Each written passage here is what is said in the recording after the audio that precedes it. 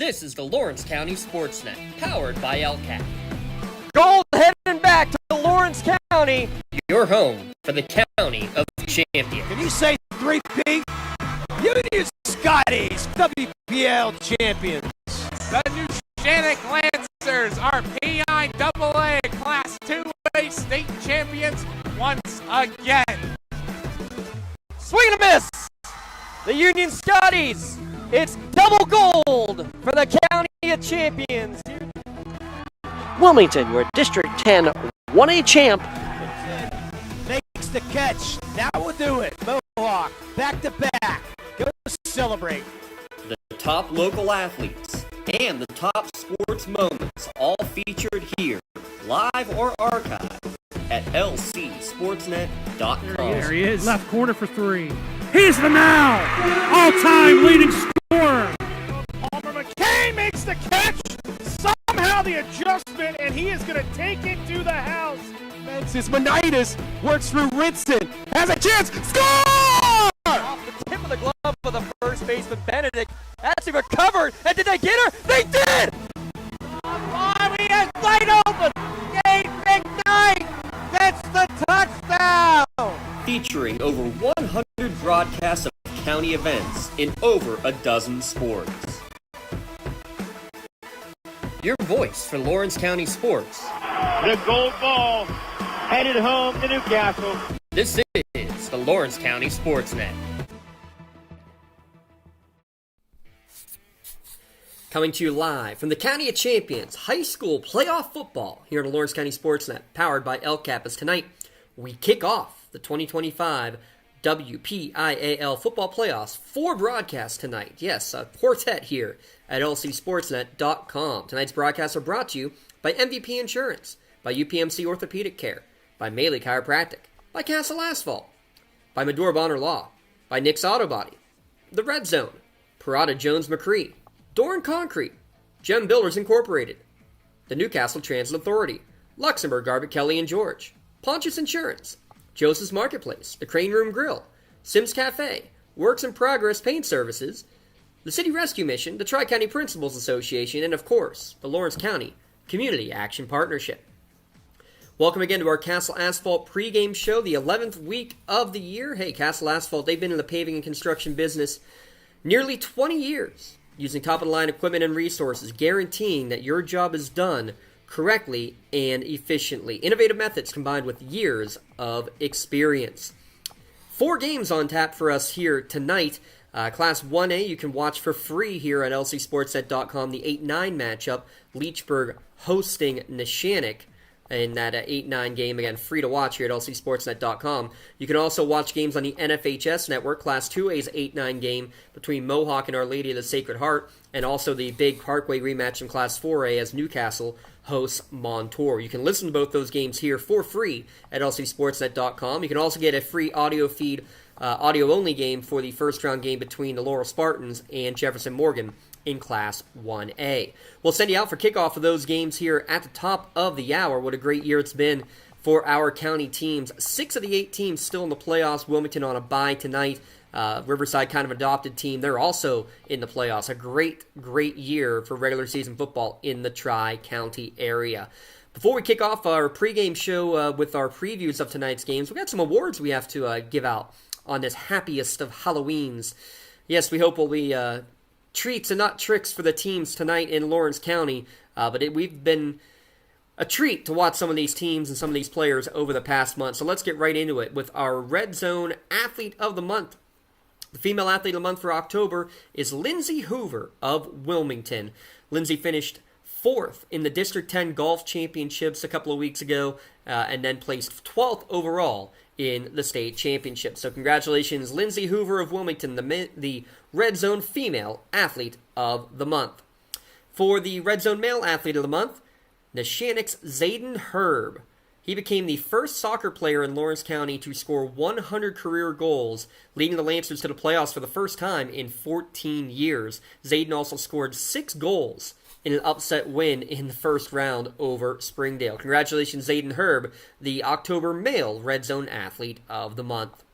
And finally, your LCAP Team of the Month. Lots of great options here for the October month. That Neshannock team, historic run. Wilmington volleyball and boys soccer both getting district silver medals earlier this week. Newcastle and Laurel football both are conference champions. But your October LCAP team of the month is the Mohawk girls volleyball team. Yes, Lady Warriors secured not only their first section title in program history, but also the program's first ever playoff victory as well. So congratulations to Coach Anna Fadden and the Mohawk Warriors volleyball team, the LCAP team of the month here in October. So which team will make a run possibly towards a November team of the month award, but more importantly maybe towards district gold as well? Well, we're going to find out in just a few moments' time. About 20 minutes to kickoff. We'll be back in a moment ourselves to break it down. All 4 games we'll have on the air tonight. Back in a moment. The pregame show continues here on the Lawrence County SportsNet, powered by LCAP. Calling all sports fans. Never miss a moment with real-time alerts, keeping you in the loop when your favorite teams are playing. Get instant updates sent straight to your phone with game schedules, changes, and all the latest news. You can receive important updates and reminders, so you're always prepared for game time. Be the first to cheer on your local teams and show your support. Receive important updates and reminders, so you're always prepared for the game. Signing up is quick and easy. Don't miss out. Sign up now and stay connected to the action. Plus, follow us on social media for live updates, behind-the-scenes content, and community news.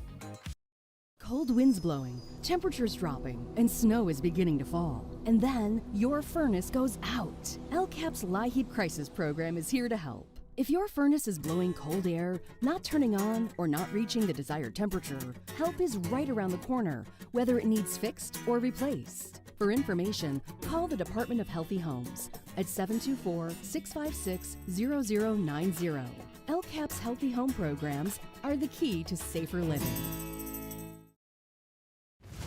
Congratulations to the October LCAP Team of the Month. The Lawrence County SportsNet is proud to honor Mohawk Girls Volleyball as October's LCAP Team of the Month for winning their first section title in program history and their first playoff victory in program history as well. Congratulations to Coach Anna Fadden and the Mohawk Warrior Volleyball Team, your LCAP Team of the Month.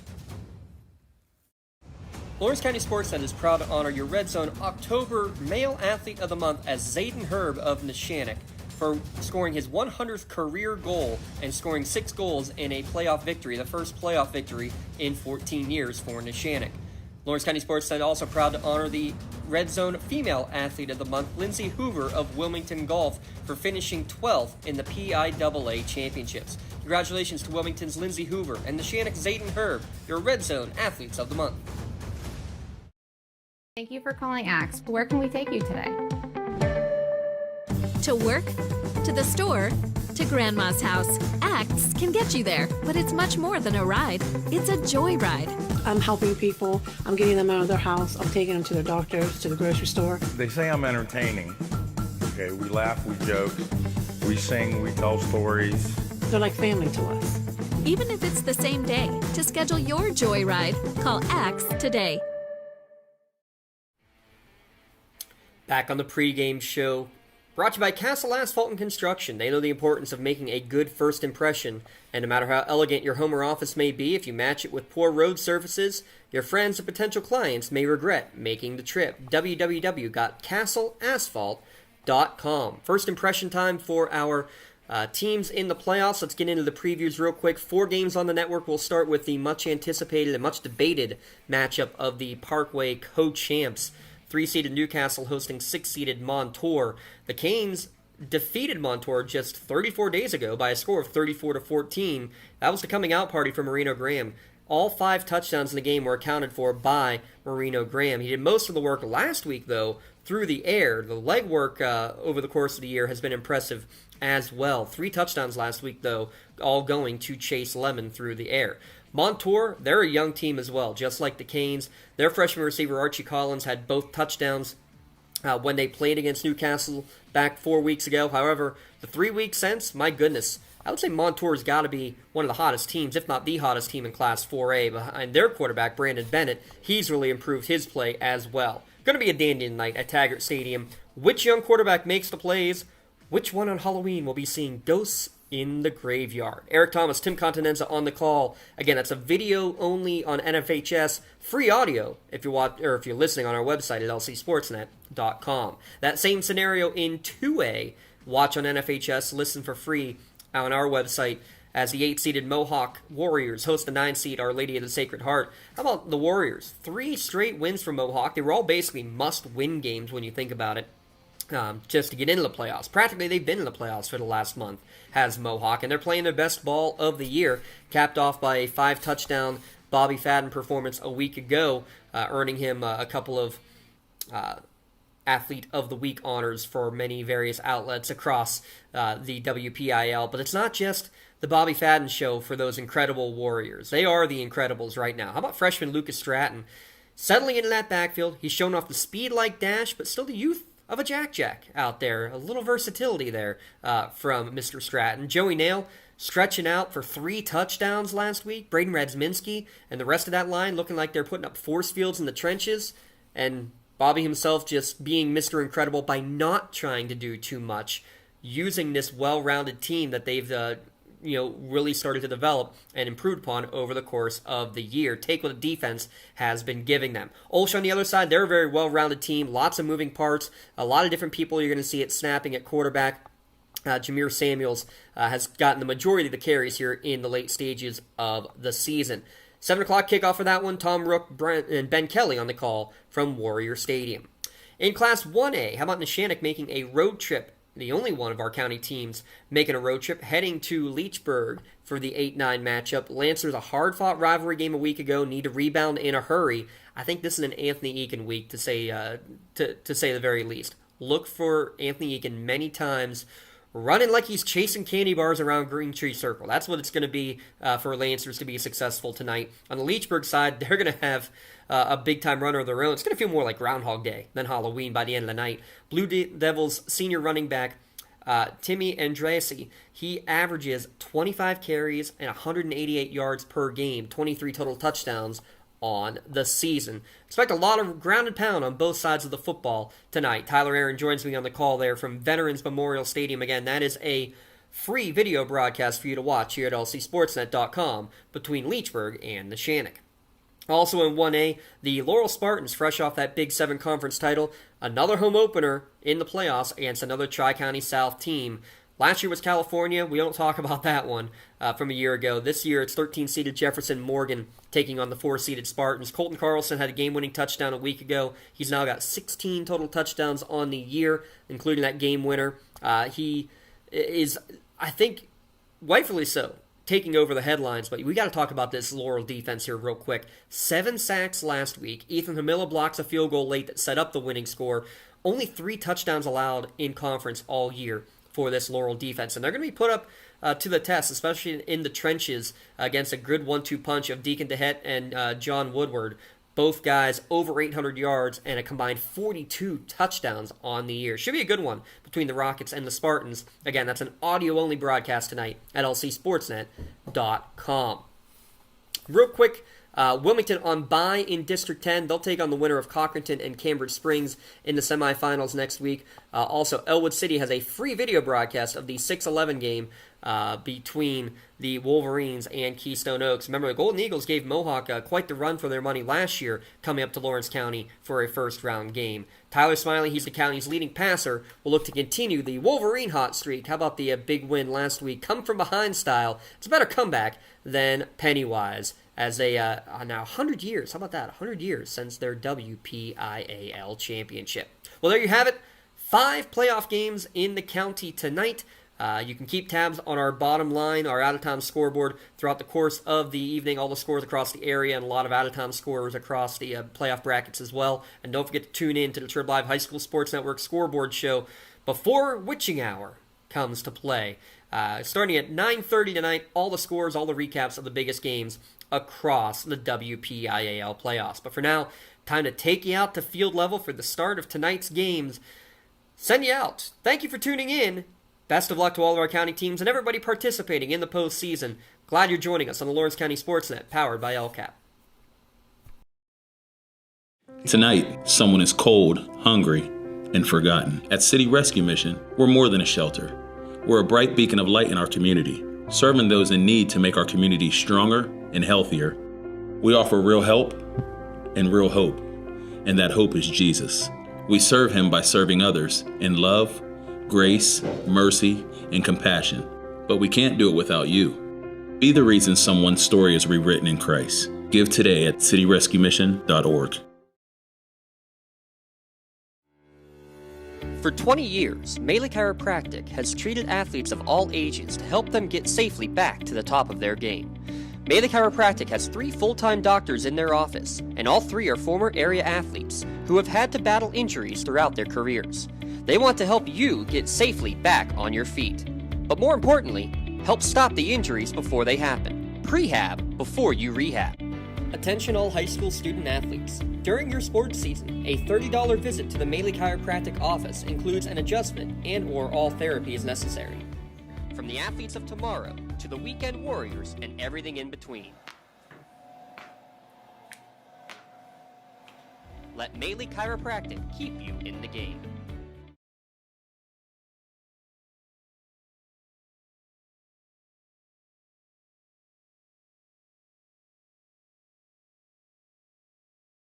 Your hip, your knee, your shoulder, whatever has been holding you back, UPMC Orthopedic Care is where you'll find experts to help you get back to a better quality of life. UPMC is pioneering minimally invasive surgeries, and we offer personalized treatment plans and same-day surgery to get you home and moving sooner. It's your ankle, your elbow, your hand, and it's your move. Visit upmc.com/ortho to learn how UPMC can help.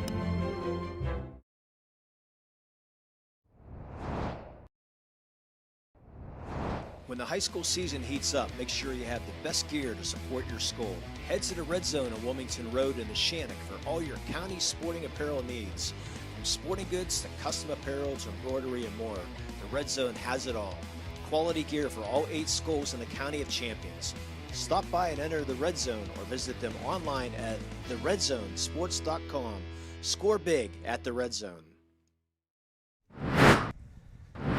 And we are live here from Veterans Memorial Field here in Leechburg for the Class 1A 8-9 game, first round of the WPIAL Class 1A playoffs. Watch for free on the Lawrence County SportsNet, presented by the Lawrence County Community Action Partnership, and also presented thanks to Joshua Tree Services. Big thanks to them and all of our great sponsors for allowing us to get this game on the air, free to watch here tonight from Leechburg. Alongside Tyler Aaron, I'm James Dotson. Producer, cameraman, do everything, run around up and down the steps 20,000 times for us tonight. Jacob Walls are here as well. We are up in the Crow's Nest. If there's ever a place to be better called the Crow's Nest, Tyler Aaron, it is definitely here. Luckily, we are sardined because it is a chilly night, 50 degrees, windy, and the temperature's going to keep on falling from here. But it's dry, it's beautiful, it's playoff football time here again in the WPIAL. Yeah, you got to love WPIAL playoff football. It's always an exciting time of year when the WPIAL playoffs roll around, and it's going to be a good matchup here tonight. The 7-3 overall record with the Blue Devils, 5-2 in the Class 1A Eastern Conference, 3-2 in the Big 7 Conference for Neshannock, a 6-3 overall record.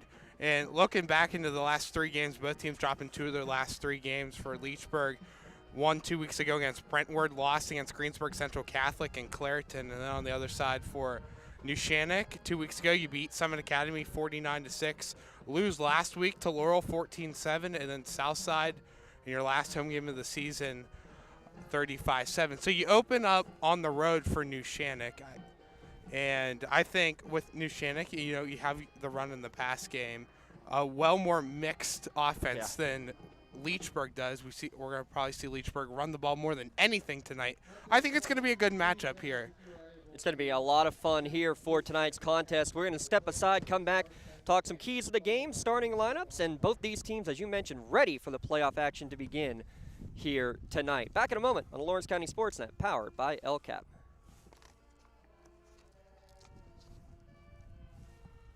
Just like going to the doctor, our homes need a checkup too. If your home is not properly weatherized, you could be at risk for symptoms that cause unhealthy ailments and higher utility bills. The Weatherization Assistance Program is the key to reducing utility costs and increasing comfort in your home. Services include an in-home energy audit to inspect your furnace and hot water tank, check for air sealing around windows and doors, and ensure adequate insulation and ventilation. Learn more at lcap.org or call the Department of Healthy Homes to get your checkup today.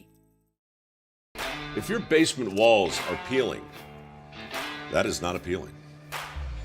So this is water damage, yes, man? Sir. That's water damage. How many people right now have compromise in their basement brought on by water? Oh, the majority. I mean, water is the enemy of a home. Right. But it's better to have it assessed to give you that ease of mind. Sure. Inspections are free. Might as well just give us a call to help. Baker's Waterproofing is now Groundworks. Schedule a free inspection.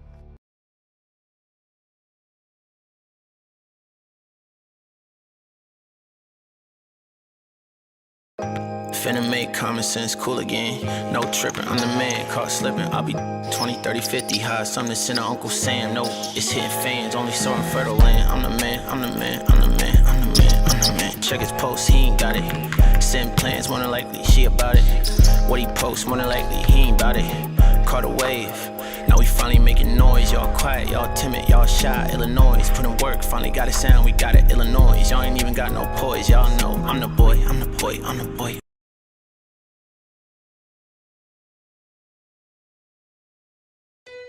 You can shop for pretty much anything online. Clothes, food, vacations, you name it.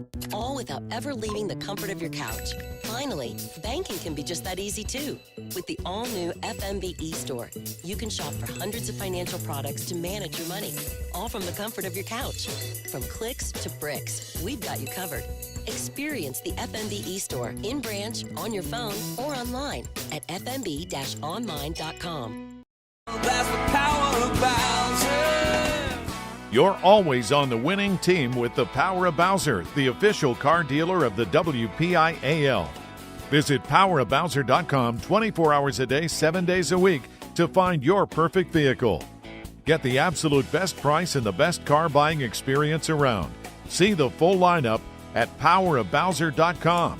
Powerofbowser.com, where the power of Bowser is yours.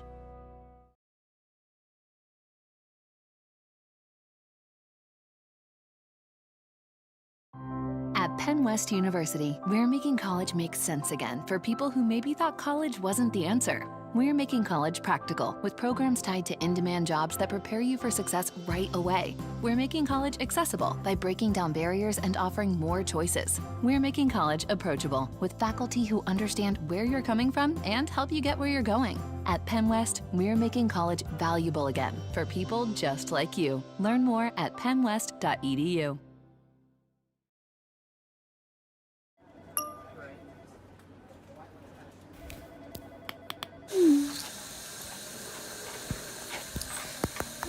Yeah.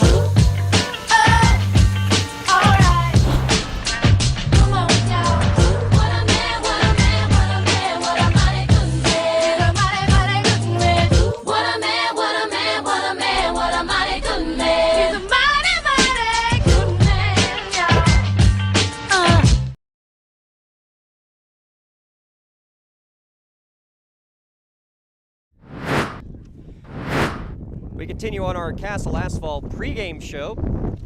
Maybe. That's why you bring the clipboards, as it is still a gusty night up here in the Crow's Nest. Alongside Tyler Aaron, I'm James Dotson.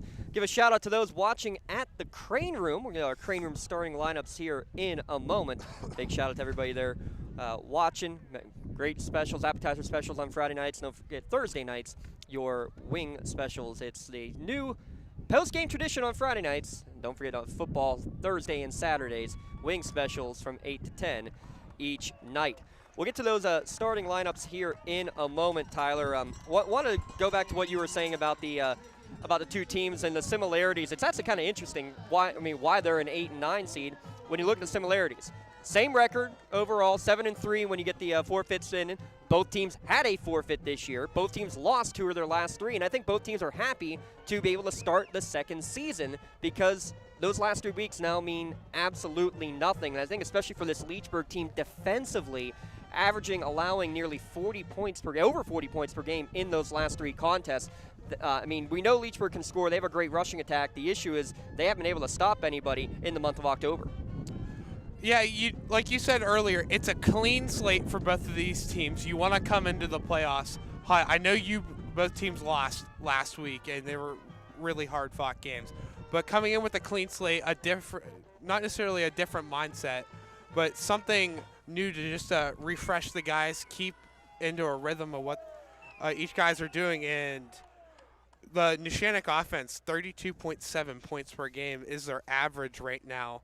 335.4 yards per game, 201 of those being on the ground, and then 134 yards in the air. So the big question for me, at least, James, is how is Leechburg going to respond on defense here? Because we've seen Neshannock's offense all season long and what they're capable of doing. It's just a matter of how's Leechburg going to respond. We'll keep an eye on the out-of-town scoreboard as best as possible, but here is a look of the Class 1A bracket for the WPIAL. The winner of this one takes on either Fort Cherry or Avella. That game as well, just 7 minutes away from kickoff. At 7:01, the projected winnings will be put in. Feels like it is election time. It is election time. Don't forget Election Day coming up on Tuesday night. Let's talk real quick about the impact players. Your impact players brought to you by Nick's Auto Body. And one of the guys you're looking at there, number 21 in the black and blue, Timmy Andrassi, because to say he is a majority of the offense, Tyler, that would be the understatement of the year.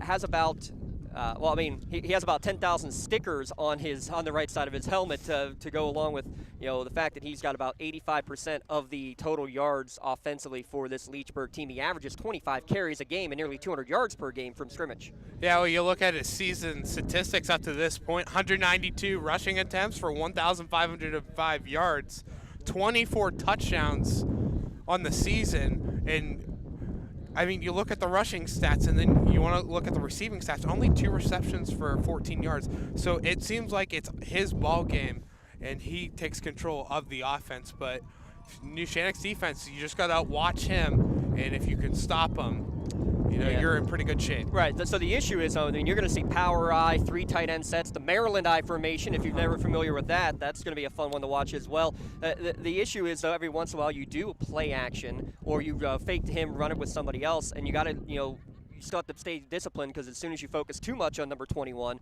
then one of the other guys can go and beat you. But what is it, 37 pass attempts on the year is all the Blue Devils have attempted? Yeah, for Jackson Vargo, 19 for 37, 51% of his passes have been completed, 292 yards, 3 touchdowns. And when Timmy's not running the ball, Vargo is off to the race as well. Has 46 rushing attempts this season, 216 yards. That's 4.7 yards per carry. So another guy to watch out for on the run game. The other impact player for Neshannock, we're going to go with Anthony Eakin in this one. Just a kid who, he's had a fantastic senior season. You give him an inch of space, he'll take it a mile. One of the fastest guys in all the WPIAL. Was held in check for the most part last week, but he's got 5 100 yards games on the season as well. Timmy Andrassi with 6, Anthony Eakin with 5. These 2 running backs are going to be going toe-to-toe. The men in the trenches are going to play a big part of it, but Anthony Eakin versus Timmy Andrassi is going to be one of the big-time things we're going to talk about. Yeah, absolutely. 121 rushing attempts, 800 yards, 6.6 yards per carry, 14 touchdowns.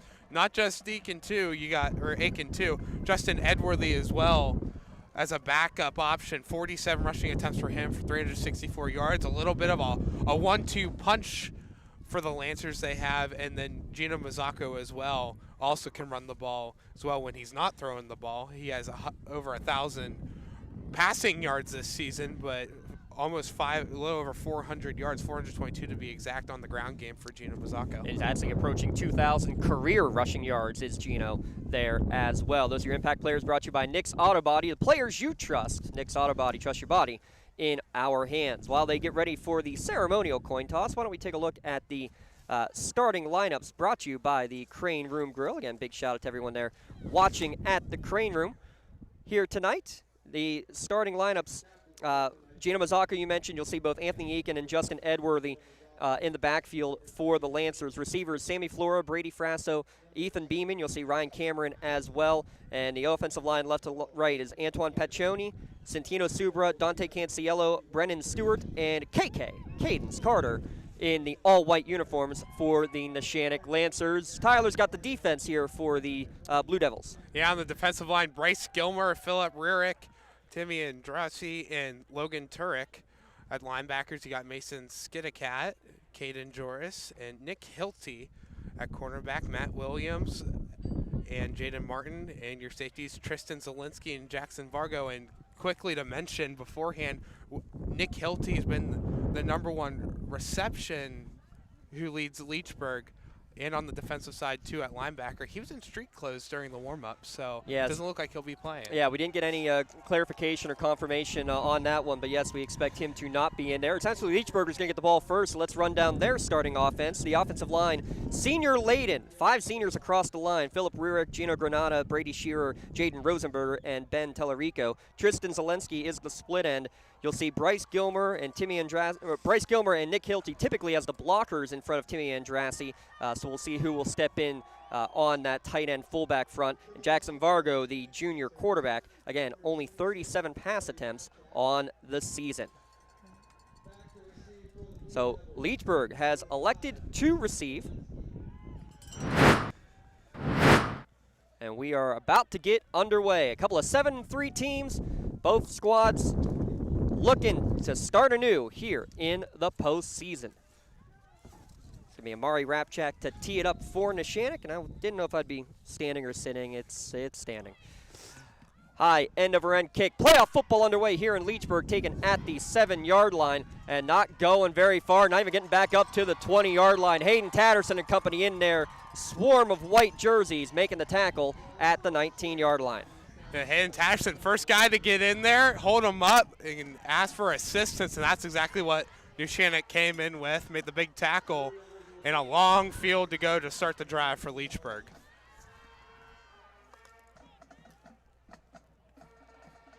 Look at the Lancer defense. Matthew Toneman, Brennan Stewart, Nico Huff on the defensive line. Colin Schaefer, Gino Mazzocco, Griffin Wine, and Ethan Beeman are the linebackers. Then in the secondary, Justin Edworthy. He had 2 interceptions last week. He's joined in the defensive backfield by Brady Frasso, Sammy Flora, and Anthony Aiken. The big news, though, you see big number 7 is going to be out there on defense. Finally back, Ashton Allison, after missing lots of time this year with a broken leg.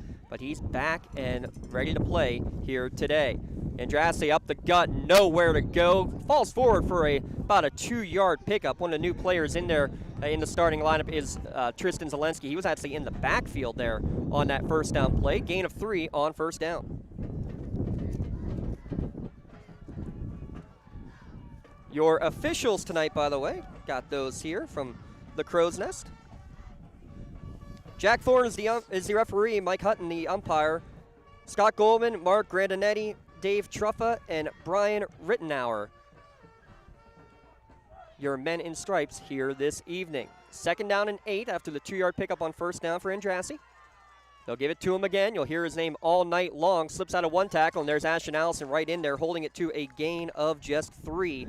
3rd down coming up after 2 quick carries for Andrassi. And again, he's a guy we're expecting to get at least 20 carries. He's over 30 carries in 5 of the 9 games played this year.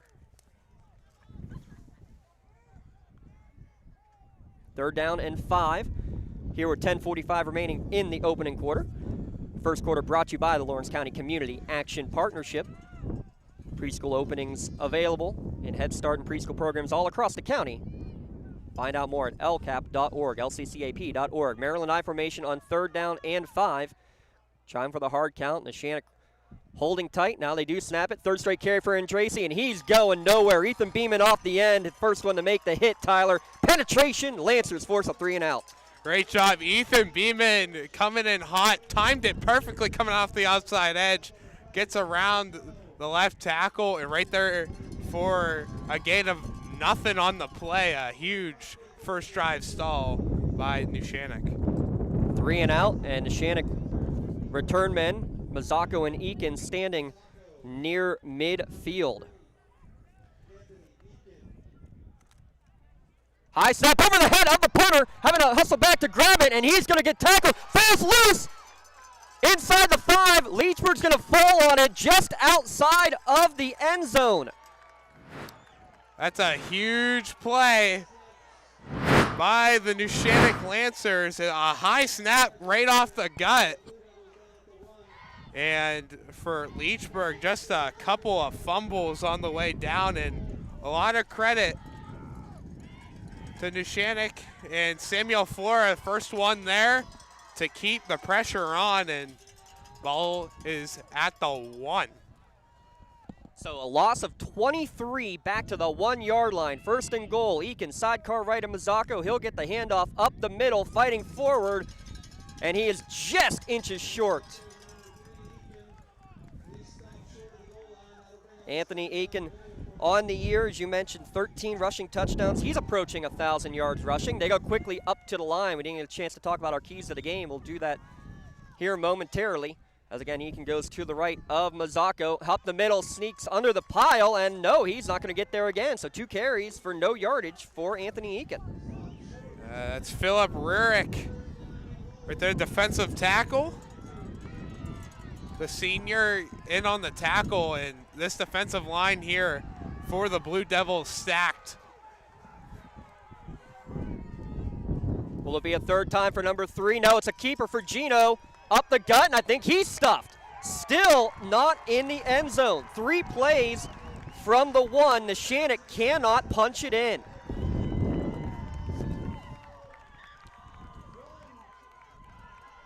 As Timmy Andrassi in on the stop, came in as a linebacker to make the stop. Quickly to the line and a hard count, and it's going to be 4th down and, well, instead of 1 yard, at about the half-yard line now. And everybody can take a collective breath, and a big early play after the muffed snap of a punt. 3 straight plays from the 1 yard line. Nothing in the end zone yet for Neshannock. Option to the left. Keeper Mazzocco in the end zone. It took 4 plays to get 3 feet. But Neshannock on the board first with the Parada Jones-McCree touchdown. Gino Mazzocco surveyed his options, rolled out left, and took it himself in for the score. Great awareness by Mazzocco to get in, and for Leechburg, just a beautiful job on the defensive line, holding Neshannock from scoring for 3 plays. Mari Rapchak on to attempt the extra point out of the hold of Brady Frasso. Tough snap, good job by Frasso to get it down, and the point after is good. Neshannock with a 7-0 advantage. Back in a moment on the Lawrence County SportsNet, powered by LCAP. Castle Asphalt and Construction is driven to provide quality, cost-efficient pavement-related services to Western Pennsylvania. Every paving or construction service at Castle Asphalt begins with a thorough site inspection of the area to allow their team of professionals to become familiar with the unique conditions of your home or business. Once the site inspection is complete, Castle Asphalt provides you with a detailed plan of the design, cost, materials, and time of completion, so you know exactly what to expect during your construction. Visit castleasphalt.com to request a quote for your next project and make your dream design come to fruition.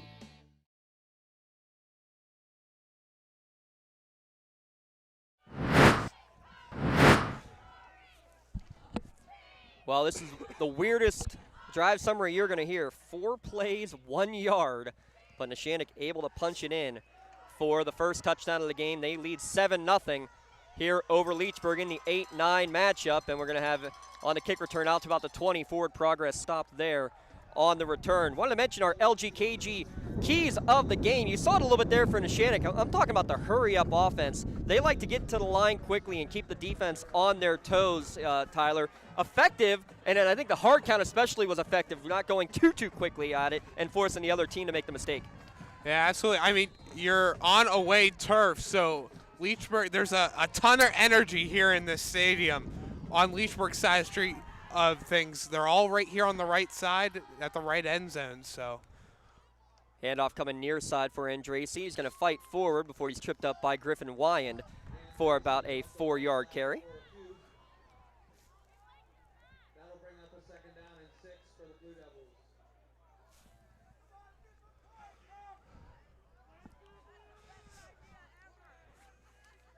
There you see the rest of your LGKG home field advantage keys to the game. And Dracy, you later, but and another. They need to have somebody else be a part of this offense today, I think, in order for the Blue Devils to be effective. After that 4-yard pickup, they go to him again, this time stuffed right at the line for no gain.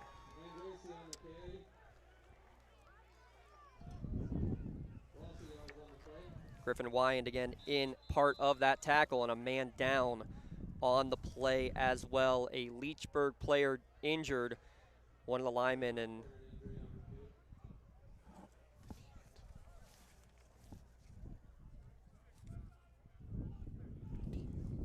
Ben Tallarico is down for the Blue Devils. While they tend to him, we'll step aside, be back in a moment on the Lawrence County SportsNet, powered by LCAP. At Medore Bonner Law, we're more than just attorneys. We're your community partners. With a combined experience that spans decades, attorneys Jason Medore, Michael Bonner, and Greg Rossitelli are your trusted advisors for all legal matters. From personal injury to estate planning, business law to family disputes, we are here to guide you through every step of the legal process. Our full-service, community-based approach ensures that you're not just a client, but a valued member of our family. Give us a call or visit us online at medorebonnerlaw.com for more information. Like in sports, it takes a great team to protect you, your family, and your business. MVP Insurance is that team. From home and auto to life and commercial insurance, you can count on us for coverage that adapts to your needs.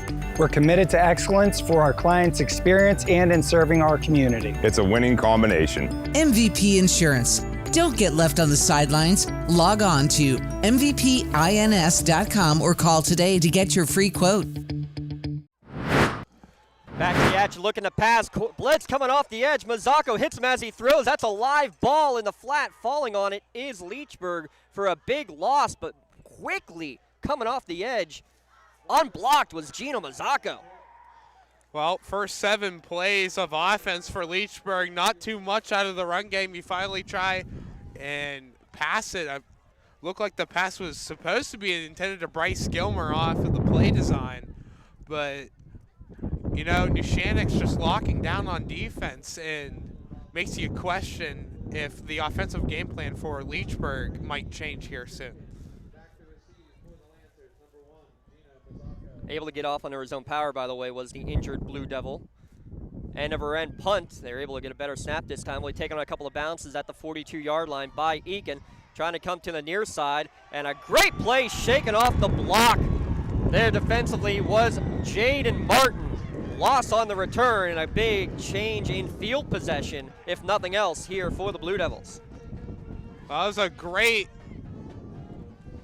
block attempt by Gino Mazzocco, but extra credit to Jaden Martin to get around the block attempt by Mazzocco, go right to the ball carrier, and make the tackle before they can get across midfield.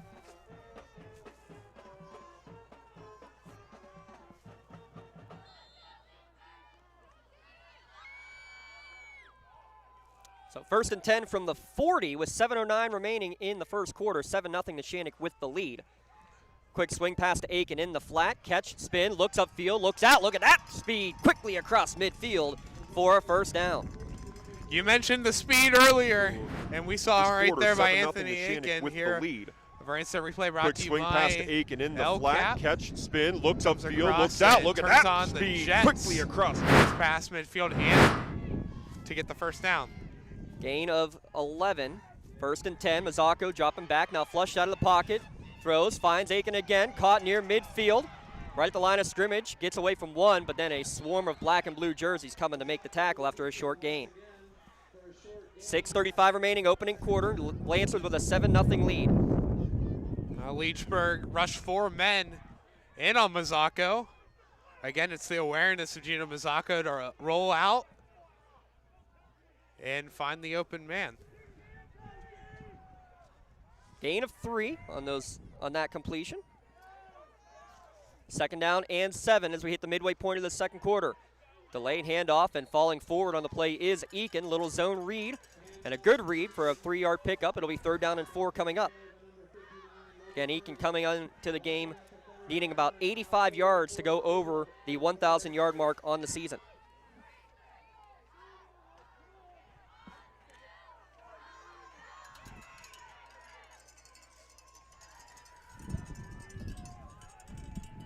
Third down call, a long 4, and again, Aiken, nope, play fake to him, throw the Frazzle wide open to the 30, cut, down to the 20, down to the 15-yard line, for he is dragged down. Another big play for the Lancers. First and goal as they enter the red zone.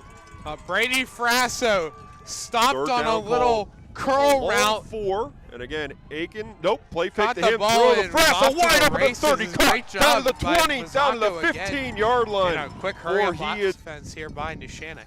And they quickly are back up to the line of scrimmage. Keeper from Mazaka coming near side, gets inside the 10, and it's going to get dragged down from behind. Again, Aiken, nope, Touchdown play fake to saving him, throw the tackle by Frasso Bryce wide open to the 30, cut, down to the 20, down to the 15-yard line, for he is.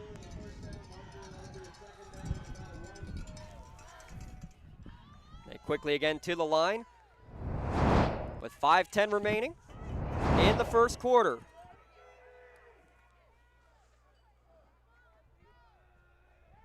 Patterson motion man over to the left. They're going to go zone read again, and a late give to Aiken. Stiff arms the man, and he's going to race to the corner of the end zone for the Lancer touchdown.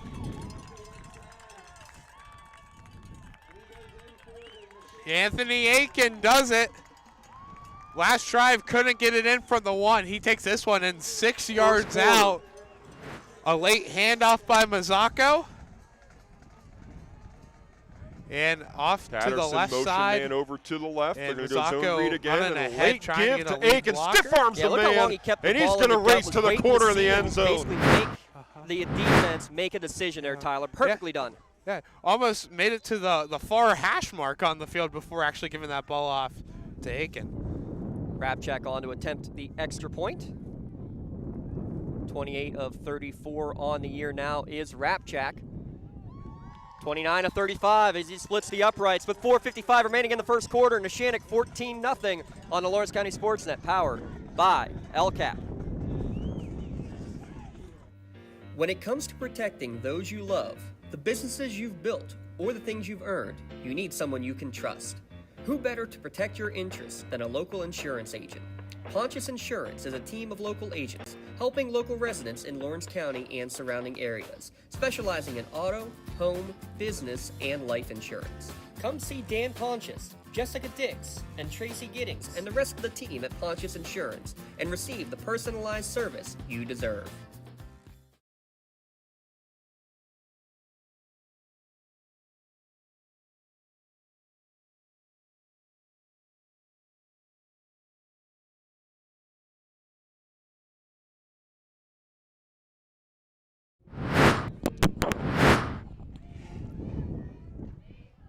$14-0 Neshannock over Leechburg here in the first round of the WPIAL playoffs.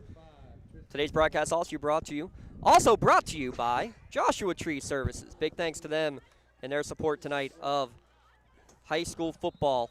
One of 4 games that we have coverage of here tonight at lcsportsnet.com. Tonight, our free video broadcast. This one goes through the hands of the return man and into the end zone. Even though it touches the return man and Tracy, it is still a touchback out to the 20-yard line. Probably a best-case scenario for the Blue Devils. Tyler, if you are Leechburg, I mean, what is it that you can be saying right now if you're in that huddle with Coach Randy Walters and company? What can you be saying to get your team calm the troops with 4:52 remaining in the first quarter, already down 2 scores at home? Well, you just got to stay with the same philosophy with what you're going. I know Neshannock has stalled you on your first 2 drives, but see if you can't amount to anything on these first couple plays, and then you might have to start thinking about running more play-action plays. Quarterback keeps throwing the ball. Here's a switch going to the shotgun on 1st and 10, but Mazzacco in there for the stop for no gain. And Tracy now 6 carries, 9 yards so far. Not a lot going well. A couple of, 4 and out and a 3 and out officially here for this Blue Devil offense.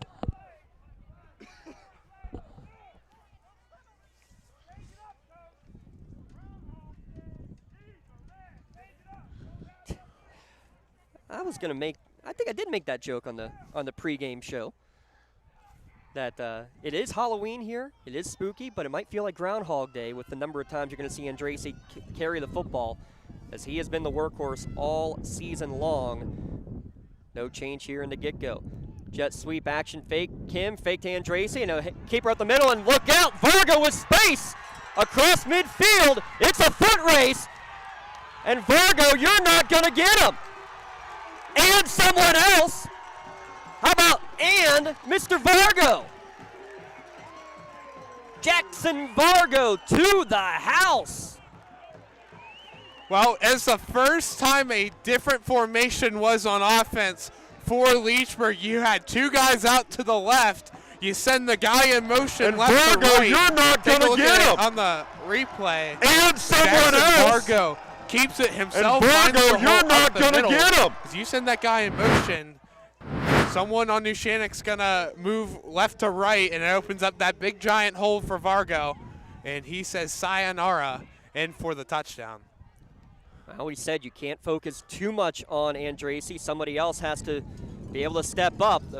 The extra point attempt is wide right and no good from Mason Skiddacat. Keeps the scores 14-6. Back in a moment. Great one here between the 8 and 9 seeds on the Lawrence County SportsNet, powered by LCAP. Being the home team, to playing at home. And at LGKG, we have been your home team for over 90 years. We're more than just a law firm. We're your friends, your neighbors, an advocate when life takes an unexpected turn. We're not just lawyers that practice law. We live in this community, just like you. When you need us most, we're at our best.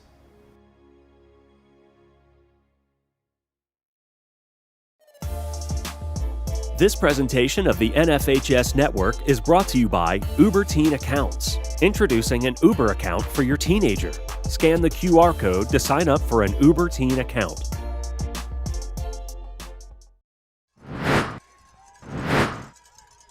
After the 80-yard touchdown, Leechburg with some life here in the opening round of the playoffs. Tyler, you just said it during our commercial break. And it really wasn't changing much up. It was still a running play, but no one accounted for the quarterback.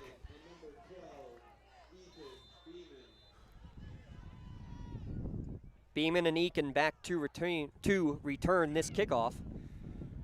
Here with 3:51 remaining in the first quarter. It's going to be a little squib to the near sideline, and they're going to let it go. Actually, could have let it go out of bounds, but grabbing it was Edworthy to be safe at the 27-yard line. So Neshannock, a 1-yard scoring drive and a 60-yard scoring drive. Your Joseph Marketplace drive summaries. The big key, obviously, they've done it on the ground, but that play-action pass, I think we're going to see a little more of that, too, if you keep seeing this Leechburg defense try to press up against Anthony Eakin and company. Yeah, Leechburg still consistently bringing 4 guys up towards Mazzocco, but, you know, Mazzacco's been late with the pitching or a quarterback keep, you know, you name it, and it's really working for Neshannock. Again, zone read, keeping it in there for a long time, and then finally pulling it out. And the ball, I think, may have come out as well. And Leechburg says they have the football. They do. And that's the blessing and the curse. They're still waiting. We have not seen an official call from the refs here. But take a look at the replay, and we'll see. They're marking the ball down at the line of scrimmage. They still have not signaled one way or the other. A quarterback keep, you know, you name it, and it's really working for Neshannock. Again, zone Loss of read, 1. keeping it in there for a long time, He was and then down finally before the pulling ball it came out. out. The ball, I think, may have come out as well. Wow. Maybe a bit of a break for Neshannock. I think the ball maybe came out when the transition was happening between Aiken and Mazzocco, just to bring it back in. This time a straight handoff up the gut to Aiken. He's got a bunch of yards out close to the 35-yard line, right at the 35. Give him a gain of 8. Gabe Santiago in for the tackle for Leechburg. You know, you make up for the loss of 1 on the play, the chaotic first play here of the drive. But again, Aiken using his speed makes this 3rd and short. I have an idea about what may have happened on that here in a second, as they're going to go bubble screen to the far side, caught by Beeman, and he's going to have enough to move the chains. Moves the pile out past the 40 as well for the first down. Yeah, Beeman had to come back for it, and the ball almost was overthrown by Mazaka. I have an idea about what may have happened Beeman on that. To bring it in and get the first down marker to move the chains. Big third down conversion there for Neshannock, down to 2:45 remaining here in the opening quarter. Exciting opening quarter it's been. Beeman about a gain of 9 on that one. Unofficially, as we're doing our best up here in the crow's nest. Trying to get to the outside on this one is Aiken. Bounces off a couple of tacklers, absorbs a hit, and falls forward for a gain of about 4 or 5 yards on first down. Anthony Aiken, 6 carries for 19 yards here in the early going.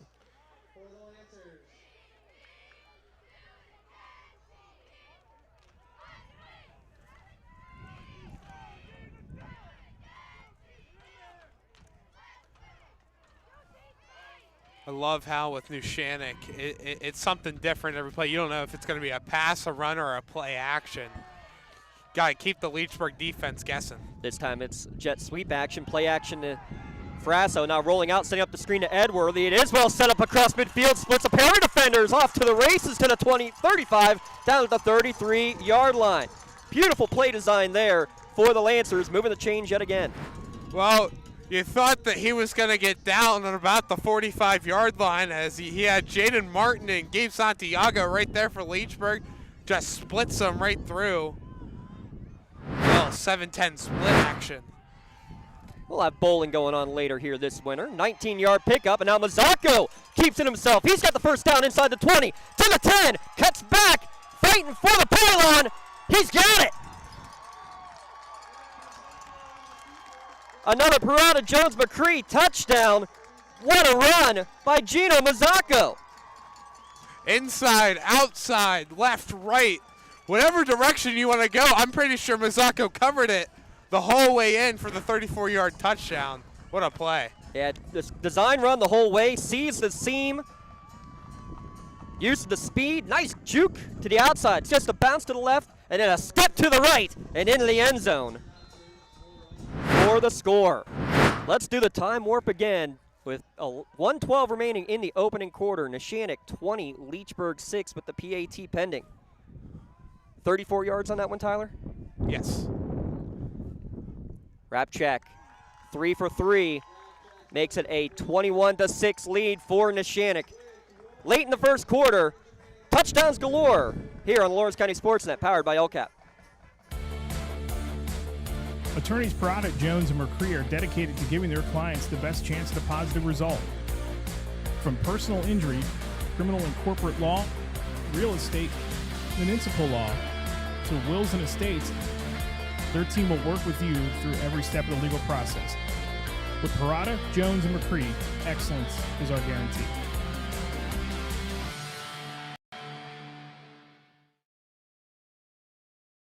GEM building contractors and developers have a proven record of performance on any size project. They bring value, local craftsmanship, expert management to meet any challenge.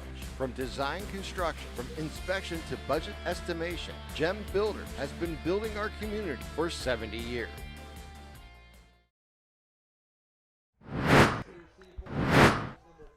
Your scoring recap, your drive summary here from Mr. Tyler Aaron. Yeah, 6 plays, 73 yards. Started at the Neshannock 27, ends in a 34 rushing touchdown by Gino Mazzacco. Only 16 plays of offense so far in this game for Neshannock.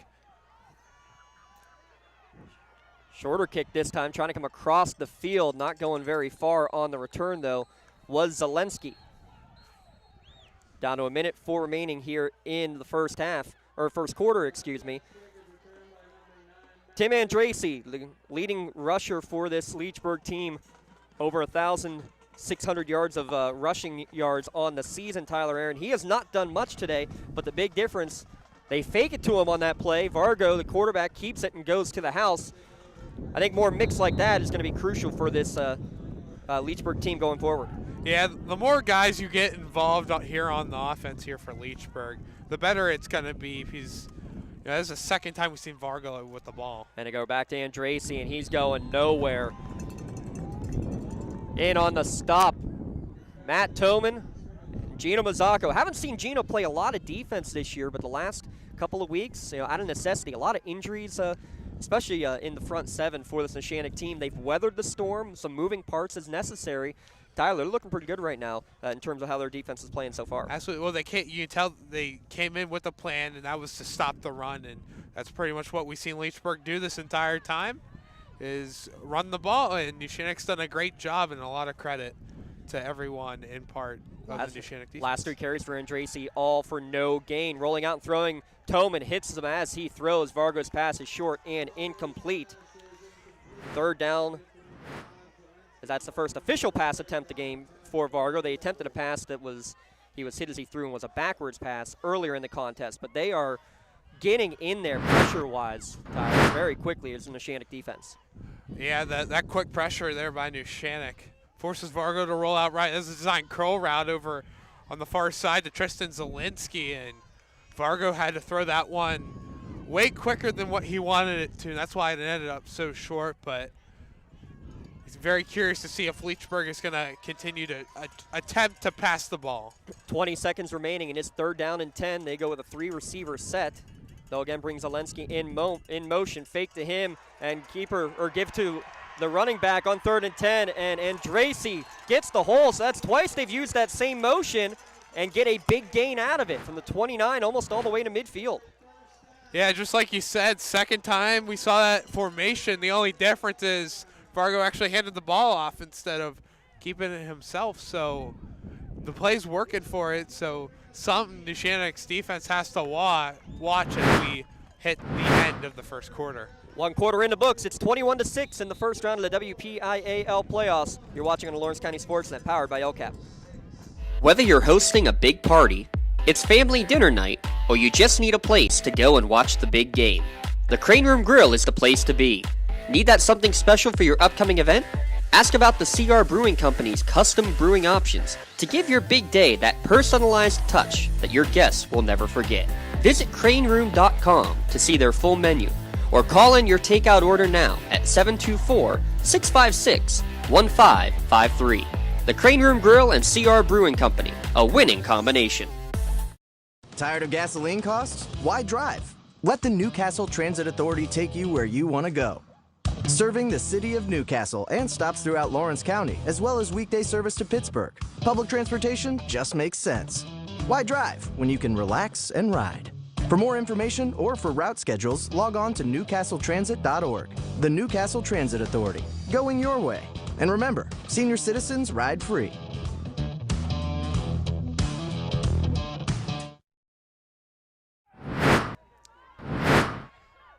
First and 10 as we start the second quarter. Second quarter brought to you by Joshua Tree.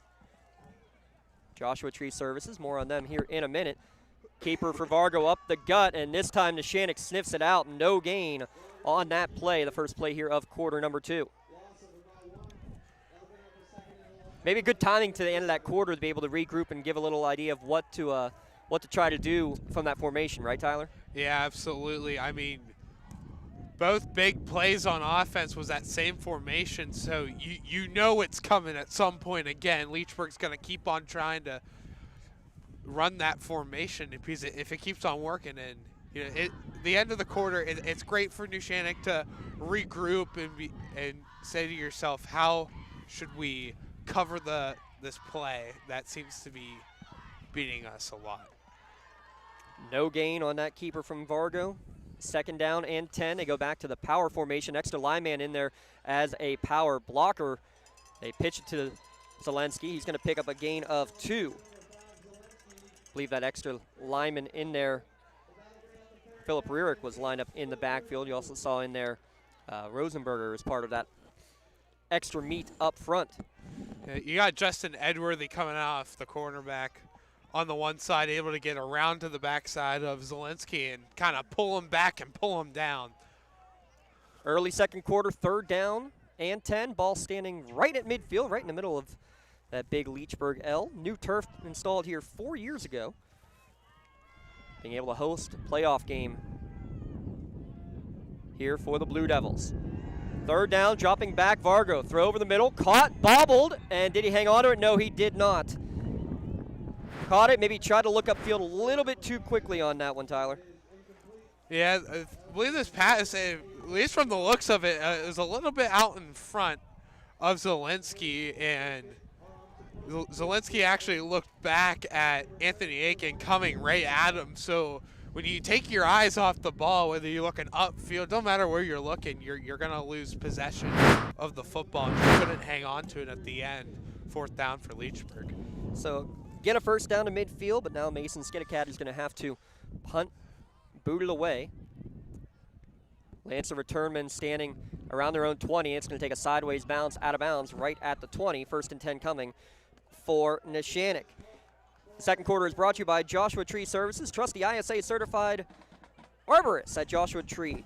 Experts, they're with your tree and shrub care. Healthy, vibrant trees and shrubs are vital to your landscape's beauty or value. Give them a call at 412-492-2222. It's a 10% winter discount on all winter work, including trees that require winter pruning. Love where you live? Leave the worrying to Joshua Tree. And when you call them, tell them you heard about them here at lcsportsnet.com. 10:05 remaining here in the first half. We'll have our UPMC halftime show coming up. Neshannock out of the break. Just notice there is no play clock here either. Keep that in mind, as it should be the back judge who's the one to potentially hold up the hand.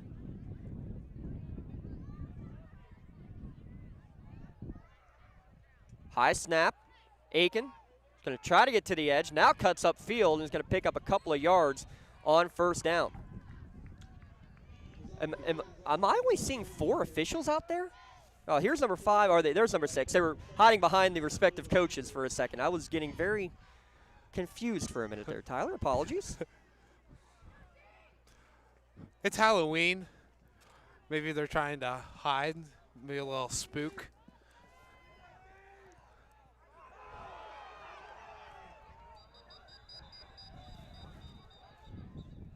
They're going to say that is an incomplete pass.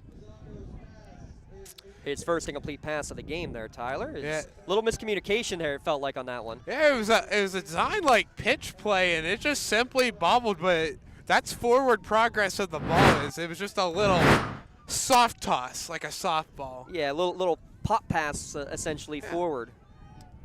But that's why they do it that way. They tell the quarterback, let go of the ball, push it forward just a bit, so that if that does happen, it is just an incomplete pass. But it does make it 3rd and 9 for Neshannock.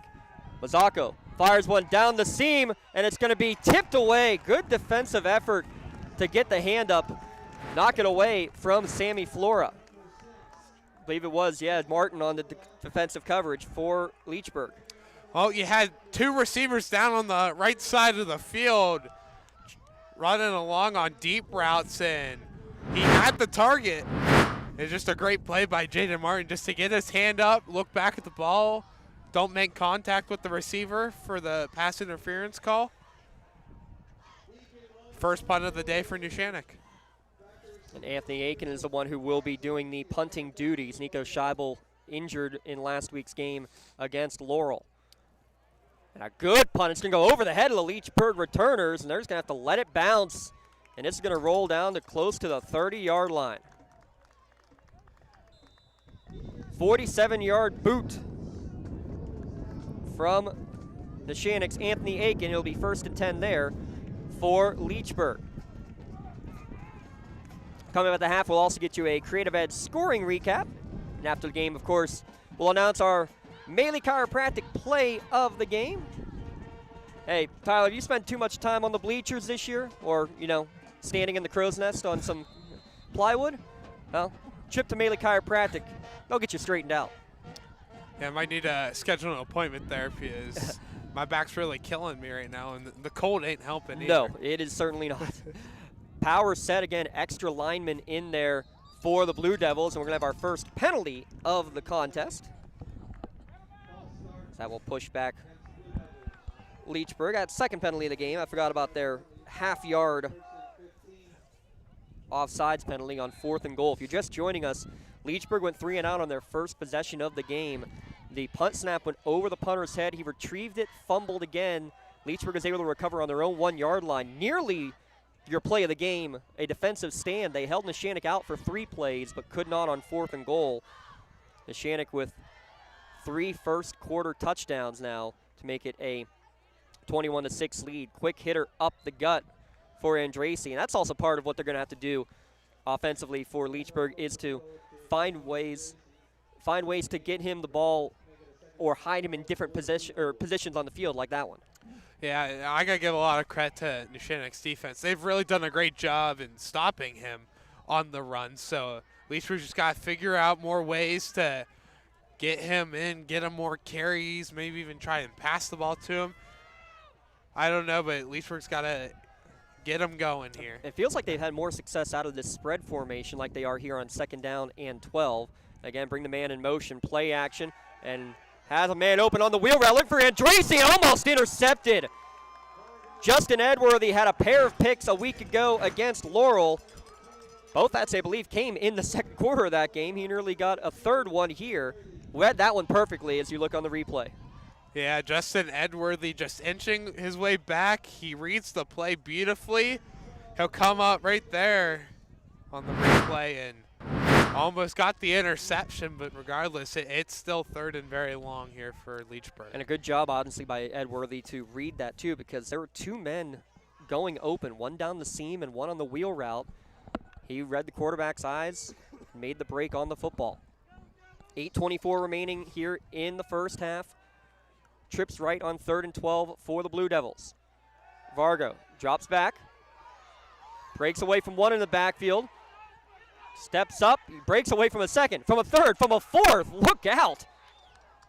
Nifty moves, but unable to do anything with it. He does pick up 3 or 4 yards. And a stoppage of the clock as we're going to check the replay. And Neshannock has the football running into the end zone. Whistles are blowing. Tough to see on our replay, but now Neshannock saying they had the ball out. The ball is currently in Sammy Flores' hands in the back of the end zone. Well, I think this ball came out at the very end as he was going down. He might have been rolled down on contact, but it's a great play either way. Just going in and out, dodging 4 tackles on the play before eventually going down. But it looks like he's rolled down on contact here. But again, a very close play and another long wait for an official call.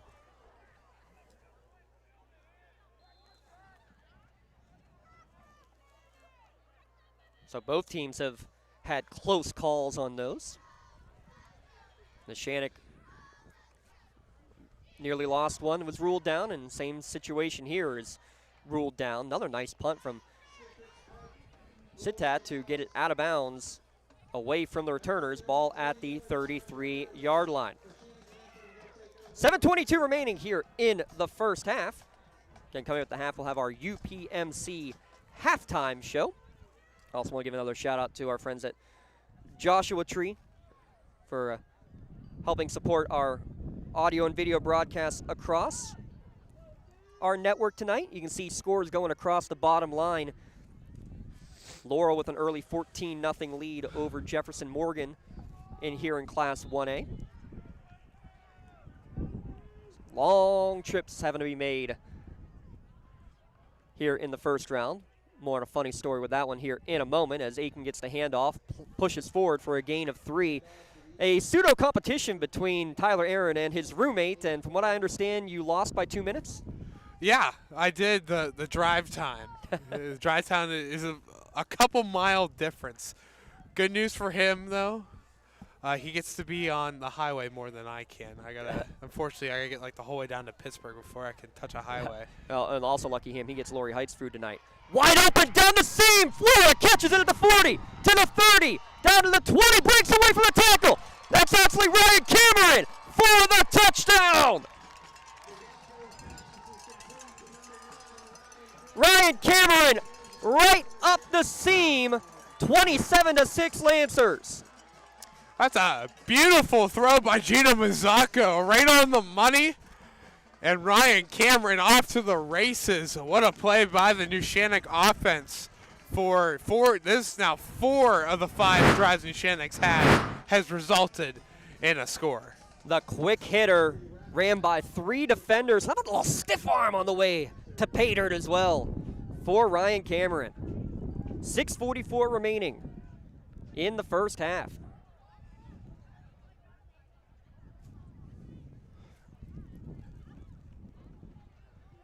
Point after just inside the right upright makes it 28-6.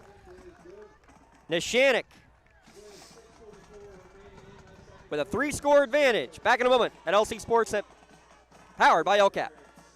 If you're looking for quality concrete services, contact the experienced professionals at Doran Concrete.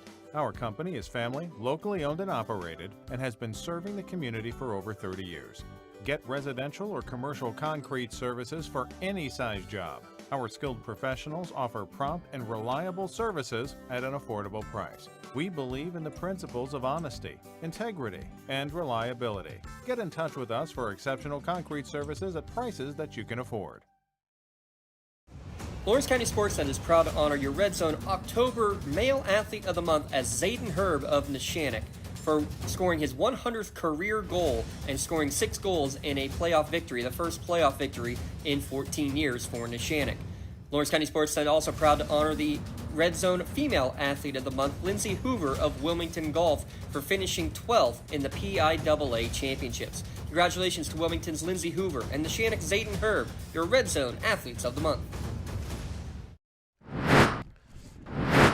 Bouncing kick taken at the 15-yard line by Leechburg, and Andracy able to get away from one tackler, but not able to get away from the rest. I'm going to not mute Tyler Aaron when he gives this drive summary. Ladies and gentlemen, I apologize. Tyler Aaron. It's not my fault. It's what the score sheet says. A 2-play, 67-yard touchdown on the play. On the drive, 64-yard passing touchdown to Ryan Cameron. 6-7? That's a little too many games that Tyler Aaron's going to be doing for us this year if we keep having to make those jokes off the air. I blame Jacob Walter to my left. He's the one who started that one. 3-score advantage, 28-6, midway through the second quarter. Quick hitter up the gut for Andracy. He's wrapped up by Mazzocco and company and driven backwards. Give him a gain of 1. Not a lot of room. 10 carries for 32 yards so far for Timmy Andracy. And Neshannock's really done a really good job stopping the run here throughout the game so far. And a lot of the tackles being made by the linebackers are coming because it's a different number of guys every time that Neshannock has rushing in on the ball carrier. Again, they'll spread it out on second down. Play action. Looking downfield, no one open. Again, looking for the wheel route, and flag's going to come flying as Aiken bumped him off of his route, but the ball was already in the air. Palms to the sky. He's not saying 6-7. He's saying, what did I do? That will be pass interference, no question about it. If he had done it a split second early, he would have gotten away with it. Illegal contact in the NFL, that doesn't exist here. Yeah. Well, you could argue that ball was nowhere close to being catchable, but I think the way how fast they were running, he was going to get there. Doesn't matter anyway. High school, there's no such thing as an uncatchable ball in high school. Technically, if he had done that on the opposite side of the field, they technically should still call pass interference. Would they ever?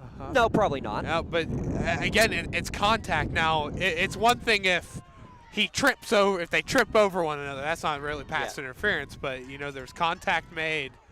Throws the wide receiver off rhythm, and so you got our first timeout. A Pontius Insurance timeout. Visit Dan Pontius, Jessica Dix, or Tracy Giddings to get started today on auto, term, home, business, or life insurance. Back in a second on the Lawrence County SportsNet, powered by LCAP. I love what I do because coming in every day is different. How can you not enjoy these kids coming up and hugging you and giving you these great smiles all throughout the day. You guys ready? Seeing the progress that our kids make every single day is one of the reasons I love coming to school. What should we do? We have fun. LCAP Early Learning Centers is hiring. Help empower young minds in Lawrence County and become a superhero today. Apply at lcap.org.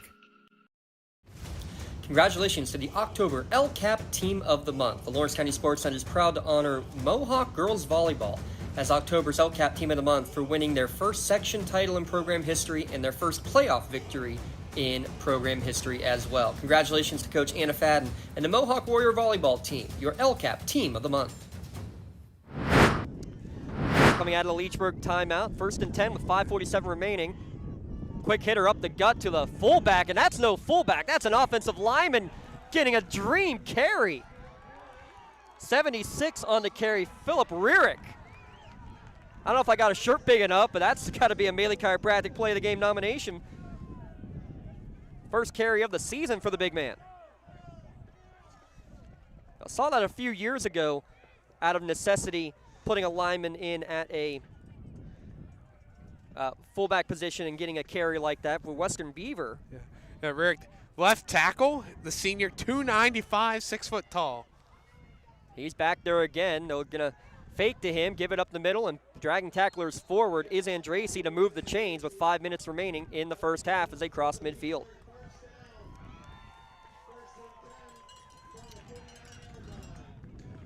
This is what you want to see out of the Leechburg offense. They're moving the ball slowly downfield, and you're eating up clock. This drive started about 2 minutes ago, but just eat up as much clock as you can, and you get the touchdown, and you hope that Neshannock has less than a minute with the football. Different kind of bag of tricks for Coach Randy Walters. His 6th year here at Leechburg, his 4th stop across the Alikiski Valley area. He gets another handoff to Andrasey for a pickup of 4 on that first down carry. But, I mean, I think they're thinking right now, we're just going to bring in as much meat, as much power as we can, and try to push Neshannock backwards as much as they can. 4:15 remaining. And it's kind of interesting, too, because he came most recently as an assistant at Burrell. Ray Liotta had a powerful air raid attack, but then after he left, he went back to almost this style of offense as well. It's all about knowing what kind of team that you have. Andrasey trying to get to the outside here, and he's not going to be able to get so. Edworthy and Mazzocco wrapping him up for the loss. But it's all about knowing your strengths, and we got 5 seniors on the offensive line and a couple other big guys you can bring in as extra blockers. Use them to your advantage, right, Tyler? Oh, yeah, absolutely. Well, for starters, you have 13 seniors on your roster. Your roster's, I believe if I remember correctly, it's only around 27 players. So half of your team are seniors, so you got to use them to your advantage, absolutely, no question. And, you know, we've seen the offensive line for Leechburg really starting to come alive here a little bit as they're moving the ball pretty steadily now. 3rd and 6, they'll drop back to pass. Throw over the middle is going to be in and out of the hands of the intended target. It was intended for Bryce Gilmer, and I think a little bit of alligator arms didn't quite get the hands fully extended to try to pull that one in. Yeah, just a little bit out of the hands of Lucas Robinson. He had the ball on it. He had his eyes on the ball the whole time. Just too far out, couldn't pull it in. And across midfield, 3:15 remaining in the first half. The offense still out there for Leechburg. Because it's 4-down territory, I am kind of surprised he didn't try to run it on 3rd down and make this a more manageable. But 4th down and 6, they go trips to the right. Vargo in the gun. Got plenty of time, now steps up in the pocket, has an opening, and he's going to get the first down. Went through the progressions beautifully, Tyler Aaron. Found the opening and scampers forward to move the chains. Yeah, you see here on the replay, Vargo waits, and waits. He finds the open hole on the left-hand side, and he takes it and gets enough for the first down. Clock still running. Needed 6, got 8 on that 4th down conversion. He now rolls out, steps up, and slipping on that attempt. And still flying around with Zelensky. He was tangled up with Sammy Flora in the coverage. 2:50 remaining here in the first half. But Vargo now 0 for 5 throwing the football. Yeah, Zelensky and Flora got tangled up with each other, and they kind of both tripped and fell on the play. back in coverage, but I like what I'm seeing here by the Leechburg offense. They're being more unpredictable now. They're passing the ball more, and it's just a mix. There's more play actions now in the playbook, and it has Neshannock kind of guessing every time. An eligible man downfield on that last play, so no pass attempt, but it is a 5-yard penalty back to the 43-yard line. 2:50 remaining. 1st and 15 coming up here for the Blue Devils. And Dracy will get the handoff, trying to cut to the near side. Cuts upfield. How many times have we called Mazzaco's name defensively? Hasn't played much defense at all this year, Tyler Aaron. He's got to have 6 or 7 tackles already. Yeah, I mean, he's coming in off the edge and just getting right in the middle of the pile. Whether he's tackling, he's trying to drag down, slow down the runner so he can get assistance on the tackle. But on both sides of the ball here today by Gino Mazzacco, just a tremendous so far. Yeah, already on the offense through that last long touchdown. Has touchdown run, 2 touchdown runs, I should say. Early nominee for an MVP Insurance MVP of the game. 2nd down and 15. Varga rolls out, fires one down the near sideline, and it's going to be just out of the reach of Zelensky as Aiken right there, step for step, maybe a half step behind. Good ball thrown there from Vargo here on the near side. Yeah, you look on the far side, Ethan Beeman timed it perfectly coming off the edge, cuts inside, and gets to Vargo rather quickly. And it makes Vargo have to throw this ball just a smidge too early, and fortunately for Leechburg, receiver is not there to make the catch.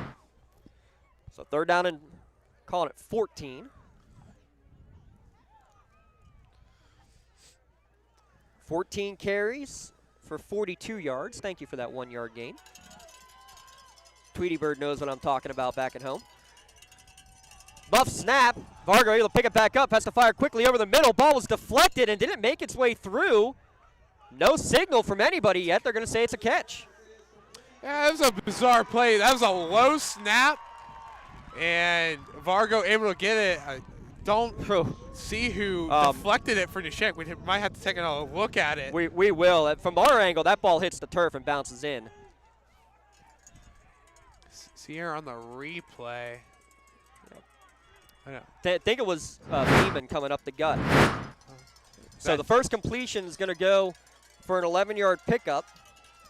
4th down and manageable. 4th and 3, but we're down to 1:15 remaining in the first half. And a free 1st down as Mazzacco comes across the line. That's the 2nd 1st down of the game awarded to Leechburg via the penalty.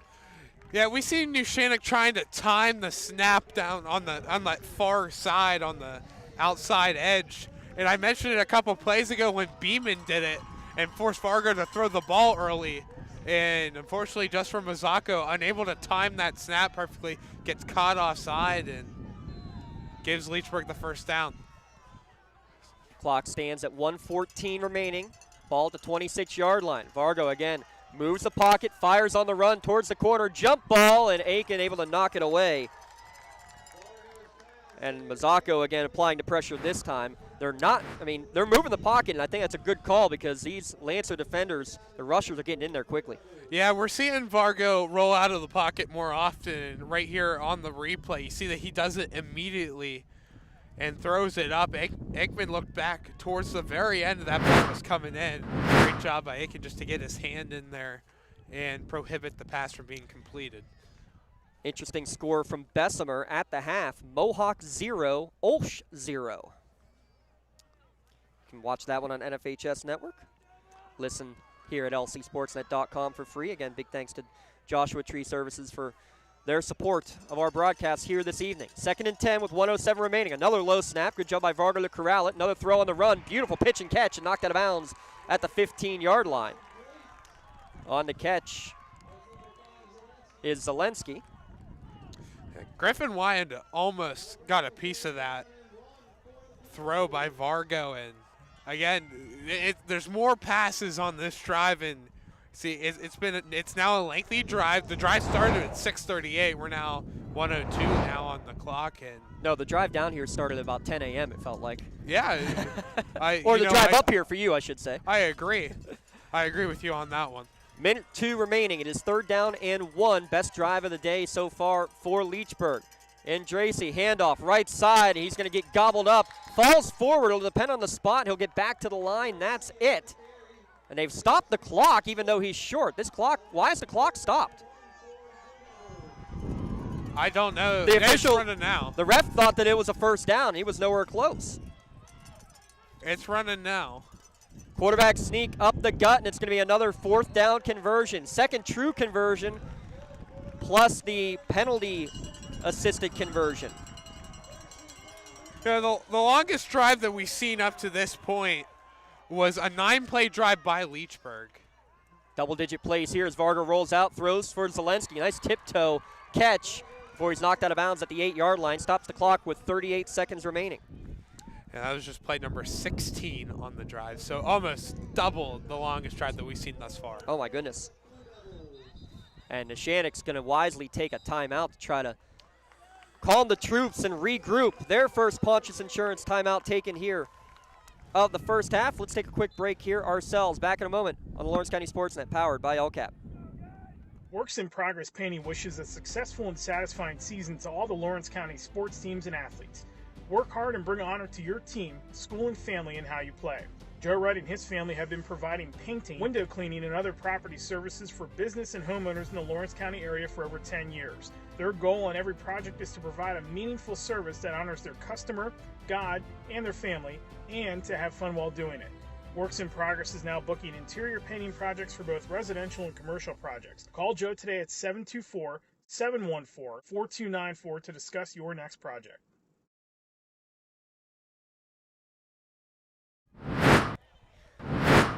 .38 seconds remaining coming out of that Pontius Insurance timeout. This is play number 17 of the drive, is that correct? Yes. 17th play of the drive upcoming for Leechburg, and this is huge right before the break because Neshannock also will receive the second half kickoff. 2nd and 4, ball at the 8-yard line for the Blue Devils. Fargo, again back to pass. Fires on that crossing route again. Zelensky catches it. He's short of the sticks and in bounds, and it'll be another timeout taken by Leechburg. Let's take another quick one as well. With 31 seconds remaining on the Lawrence County SportsNet, powered by LCAP. Does your blueprint not match the vision of your building project? Not with Creative Edge Architecture. From concept to creation, Jeff Measle will help tackle the complex problems, creating design solutions and construction experience. Creative Edge gives you the edge design and construction meet. Contractors, the Department of Healthy Homes needs you. From small to large residential projects, you can help families live safer and healthier with the quality work you do. It's rewarding in more ways than one. Call LCAP's Department of Healthy Homes today. 31 seconds remaining, second timeout taken by the Leechburg Blue Devils. Play number 18 of the drive upcoming, 3rd down and 2. The passing game beginning to take shape here on this drive for the Blue Devils. 3 straight completions to Zelensky.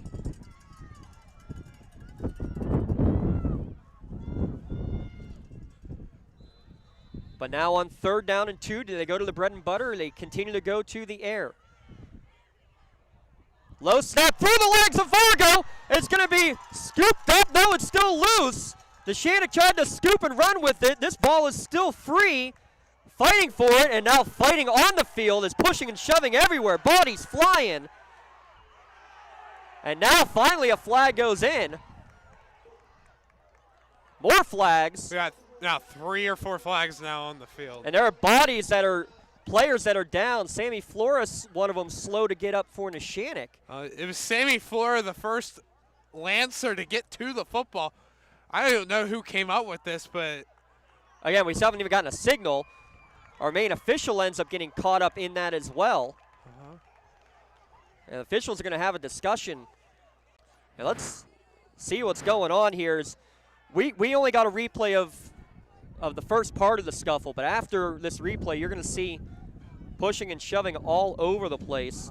Well, I believe it started. It was one of the Leechburg linemen got into it with a Lancer, and it was just pushing and shoving everywhere. Yeah, I saw. I think it might have been number 70. It ended with a 0, so not sure if it was 70. I don't want to give the wrong number, but it looks like a player for Leechburg recovers the fumble and then took exception as somebody was ripping at the football from Neshannock. So right now, with 23 seconds left, it goes down as a loss back to the 18-yard line. So it's a loss of 12. As bad snaps have absolutely killed this Leechburg team.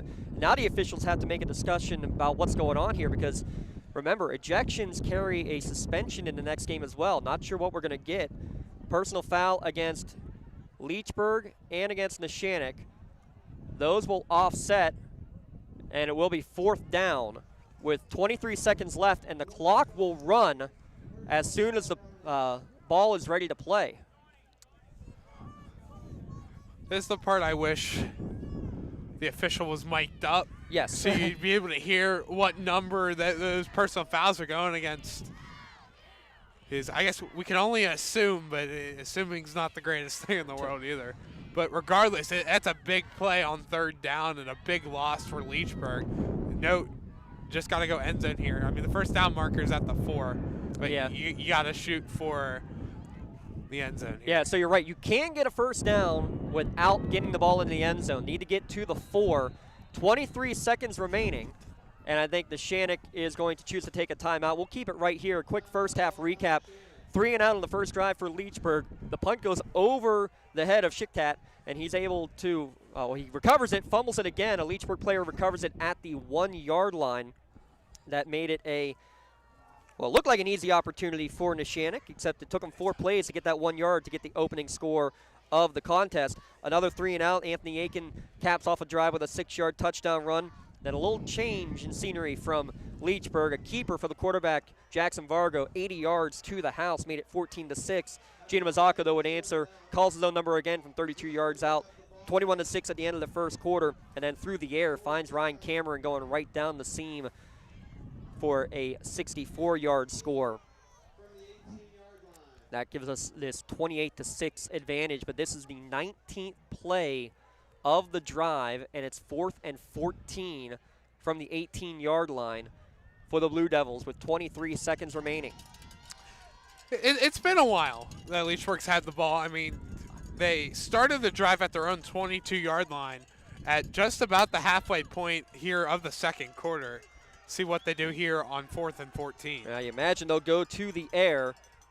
Vargo going to go jump ball. Zelensky against Edworthy, and it's going to be in and out of the hands. Edworthy ripped it away at the last second to get the incompletion.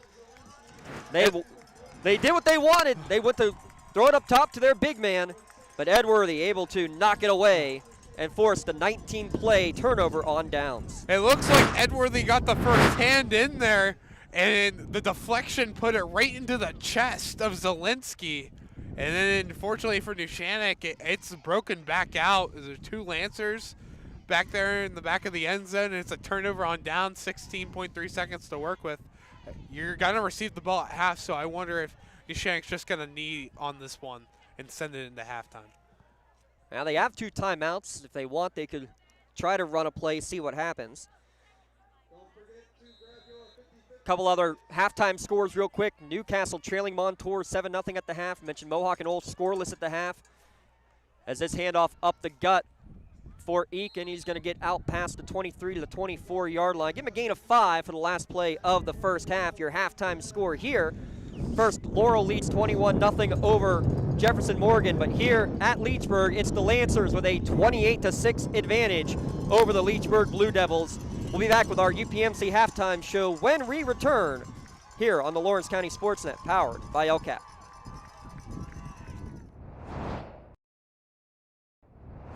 When the high school season heats up, make sure you have the best gear to support your school. Head to the Red Zone on Wilmington Road in Neshannock for all your county sporting apparel needs. From sporting goods to custom apparel to embroidery and more, the Red Zone has it all. Quality gear for all 8 schools in the County of Champions. Stop by and enter the Red Zone or visit them online at theredzonesports.com. Score big at the Red Zone.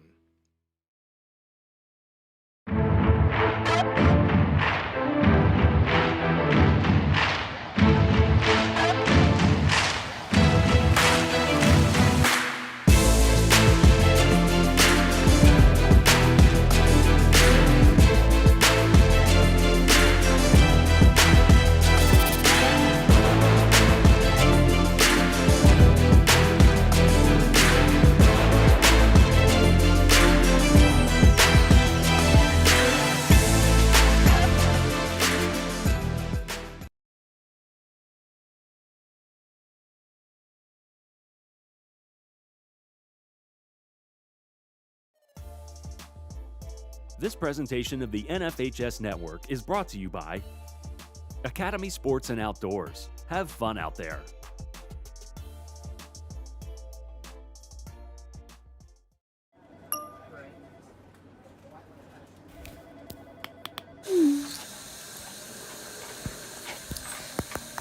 Yeah.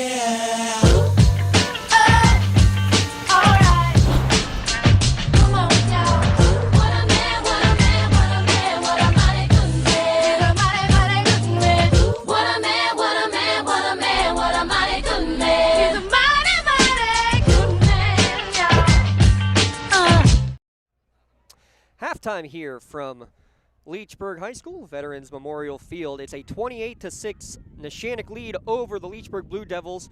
We're going to turn it over to the Neshannock Lancer Marching Band as part of your halftime show here today.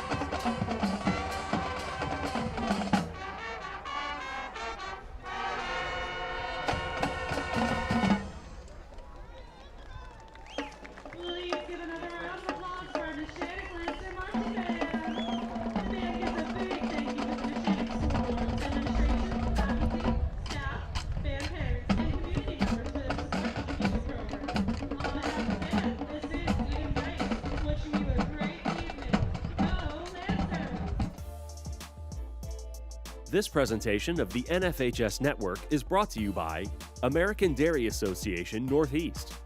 Your milk comes from a good place. Fun, memories, friendship. We're here for all of it. Here for the big moments and the small ones too. We're here for unforgettable triumph, momentary misfortune, and the impromptu throwdown.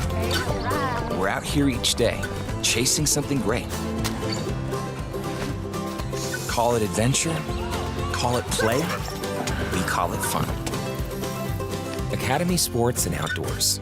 Have fun out there.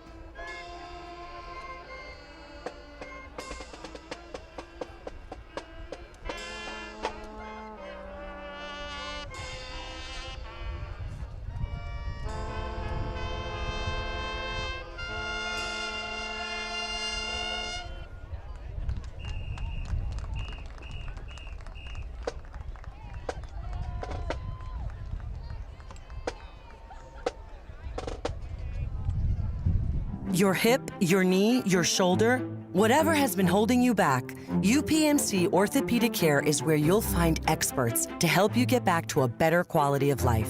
UPMC is pioneering minimally invasive surgeries, and we offer personalized treatment plans and same-day surgery to get you home and moving sooner. It's your ankle, your elbow, your hand, and it's your move. Visit upmc.com/ortho to learn how UPMC can help. Wrapping up our UPMC halftime show here from Leechburg, the Veterans Memorial Field. Neshannock 28-6, your lead here at the halftime break. Real quick, we didn't get a chance to go over our ACT series notes. Kind of interesting. Leechburg 6-3 overall, and this is the 10th meeting between these two schools. A lot of low-scoring games. 7-0 the first game. That was in the playoffs back in 1978. A couple of the more recent games, and the Neshannock 13-10 win back in the mid-90s. The last meeting these two teams played was in 2001. Leechburg winning that one 15-8. I think we have more touchdowns in this game than the other county schools combined right now across our games in the WPIAL. Those other scores as we get a Newcastle Transit Authority out-of-town scoreboard. Elwood City and Keystone Oaks tied at 7 at the half. Mohawk and Olsh also in 2A tied 0-0 at the half. Laurel leading Jefferson Morgan 21-0 at the half in that game. And Montour over Newcastle 7-0 early third quarter. Word is Marino Graham knocked out of the game in the second quarter. He has returned here in the second half. We'll keep you posted on those. You can check out all the scores going across our scroller on the bottom. Big shout out to Tweety Bird, Katie Walzer for helping us out with that. Also give a shout out to Leah Verdi, Josh Toman helping out with a lot of the extra stuff, the behind the scenes stuff to get this about as smoothly as possible. 4 broadcasts on tonight. I got a great team here, folks, and this is absolutely clutch, including the guy to my right. Forget about the guy to my left. The guy to my right, though, Tyler Aaron, because we literally made the call. Rough week of school. Like, hey, take a break. Don't worry about it. And then Jared Barton was going to work with me, and, of course, they rescheduled soccer for North Allegheny that they had their soccer championship tonight. So Tyler Aaron able to pinch hit, come in, and doing a great job as always. Glad to have him be a part of us. And unfortunately, he has to make the long drives up from Waynesburg, but we'll see where games might end up being a week from now. Neshannock is 24 minutes away from playing a week 2 in the playoffs in the quarterfinals. The winner of this one will take on Fort Cherry, barring the most miraculous upset ever. 48-0 to score at the half for the top-seeded Fort Cherry Rangers. And Matt Sig, Tyler, you said, has broken yet another record? Yeah, the Fort Cherry rushing record at that. How did he not have that one already? He has every other record in that school.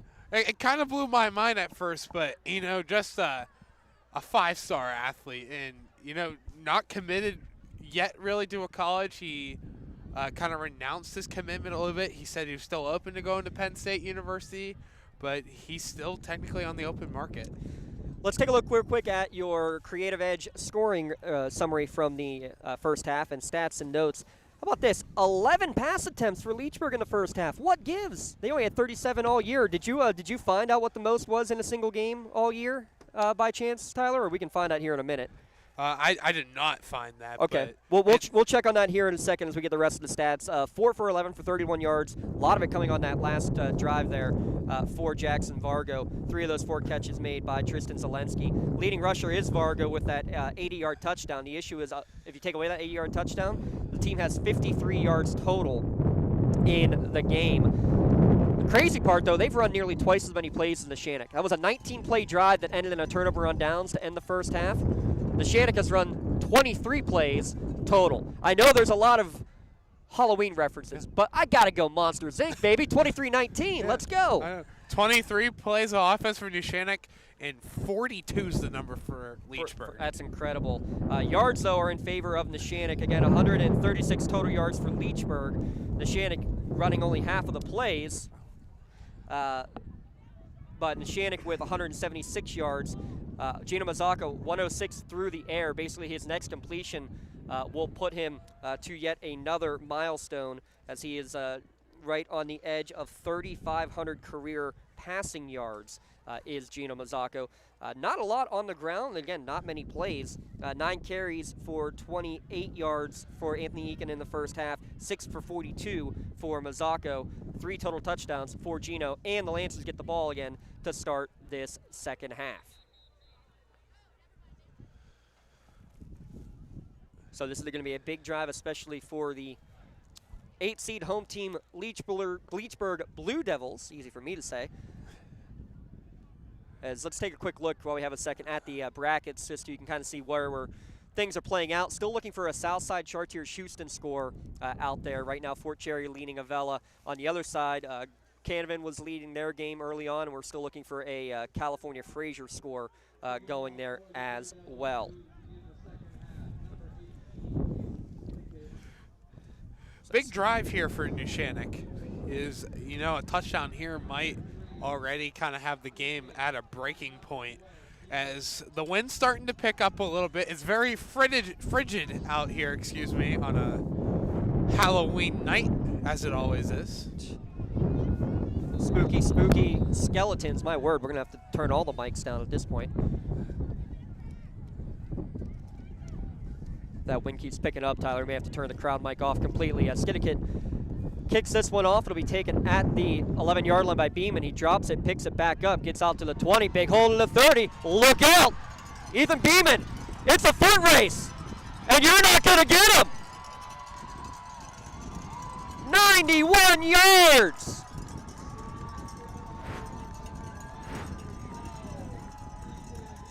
Through traffic, Ethan Beeman to the house. And Neshannock, just 15 seconds into the second half, puts an exclamation point on this one.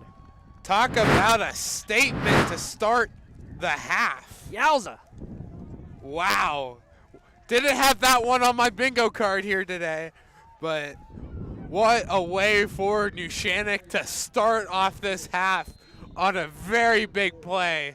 And that does it. Can you say Melee Chiropractic play of the game? Yeah.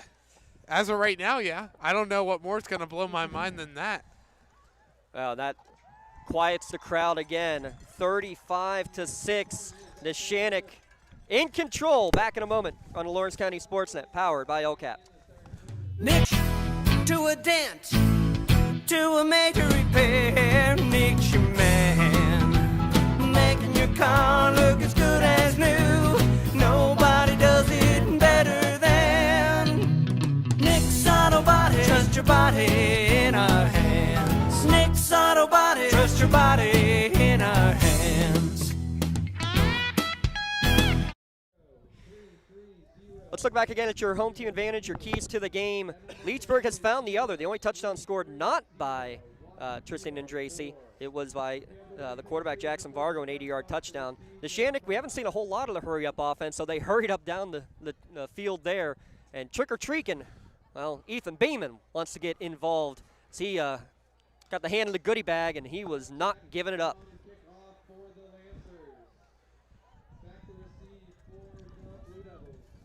Give a little shout out real quick to Works in Progress Paint Services. Don't have a really good angle for a fan of the game tonight, so let's give a little shout out to our friends at Works in Progress for all they do for us here at lcsportsnet.com. As this kickoff taken by Andracy, he's going to try to return the favor. Actually, check that on the far sideline.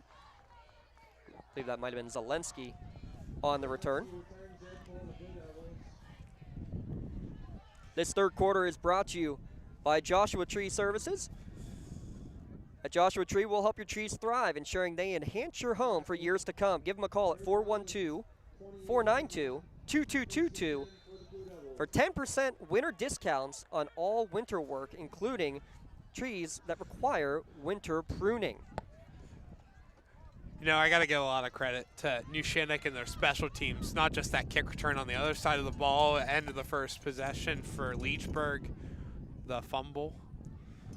Handoff Andracy, and he's keeping the legs moving but not going far as he's dragged down. I think it's again Gina Mazzocco on the tackle. Give him a gain of just one. On about his normal pace, 15 carries in the first half, but only 42 yards. He came in averaging 25 carries for $188 on the ground per game this year. But basically, I think Neshannock has had the right game plan. Somebody else is going to beat us here today. Vargo did on one play, but beyond that, really haven't had much success.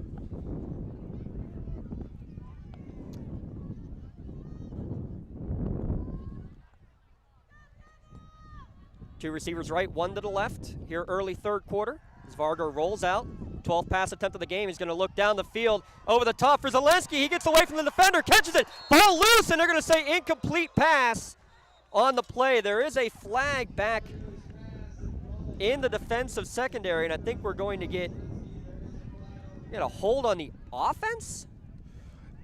It might have been. I don't know. I mean, that flag was thrown right when that ball got thrown. So holding on the defense, that makes more sense. It looked like he was pointing at the oh, he was saying incomplete pass, not decline. I thought he was saying decline penalty. So this is going to be a defensive holding in the secondary against Neshannock, which will result in a first down. 3 penalties against each team in that first half.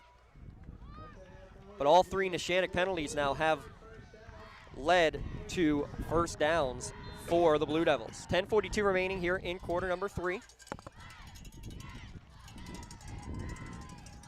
Good job by Aiken to recover after that. I know he got called for the penalty, but to knock the ball out at the end. Fargo again in the gun. Will hand off to Andrace on the left side. Gets a little hole, but he's swung around a couple of times. 1, 2, 3 pirouettes. Still fighting for it. One of his better runs on the night. 8-yard gain. Makes it 2nd down and 2. Turned into a figure skater, a ballerina for Halloween on that rush. They're just spinning circles, advance the ball, and that's what he did. It's 2nd and 2 on the play. Just got to keep on moving the ball down the field. I am a little disappointed in the lack of costumes out here amongst all of our fans. We do have one shark I see over here in the Leechburg student section. Saw one marching band all wearing Halloween costumes. Thought that was a nice little touch at one of our games. And Tracy up the gut, and he's going nowhere. Take your pick. White jerseys everywhere. Nico Huff, Ethan Beeman, Gina Mazzocco, Tobin in there as well. My word. Well, Neshannock sent the full house on that one, and they made no mistake in that opportunity. Nowhere on the rush. Loss of 1 on the play. You know, it's 3rd and 3. I got to think with where we're at in the game and what the score is, it's going to be 4-down territory every single time for Leechburg. The most passes they've thrown in a game all year for Leechburg has been 11. They threw 11 in the first half. 3rd and 3 just became 3rd and 8 as somebody moving on the right side of that offensive line.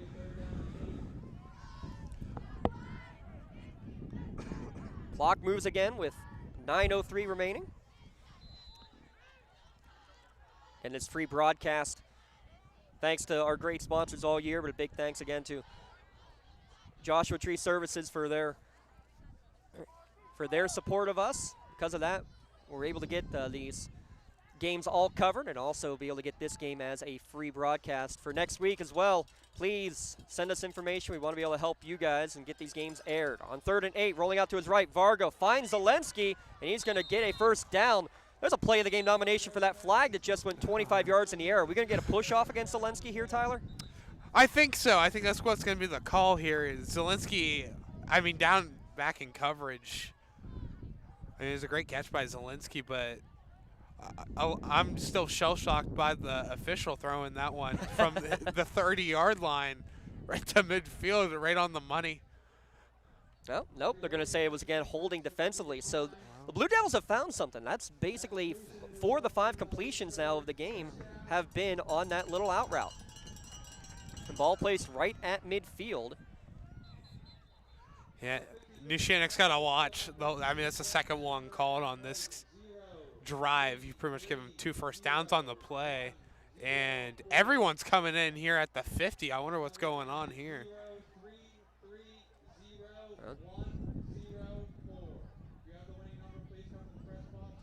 I think officials are saying, hey, let's keep this safe. Chippiness maybe starting to amp up. Things maybe being said in between plays, and they just want to nip that in the bud right now, and I can't say I blame them. They just gave the 50-50. We'll give a shout-out to Specialty Cookies for sponsoring our Chaussee toss all year, and we're hoping that we don't – I think that's what the officials are saying. We don't want to toss anybody out of this game. You know, I know I'm still very young, but I've been to a lot of different high school football games. That is the 3rd straight time I've seen that happen with the officials. What, the little huddle with both teams? Yeah, I've never seen it till about a couple weeks ago, and I can't stop seeing it. And Tracy nowhere to go. I gave him credit. Almost every carry, it takes 2 or 3 Lancer defenders to bring him down. 19 carries for just 50 yards on the evening.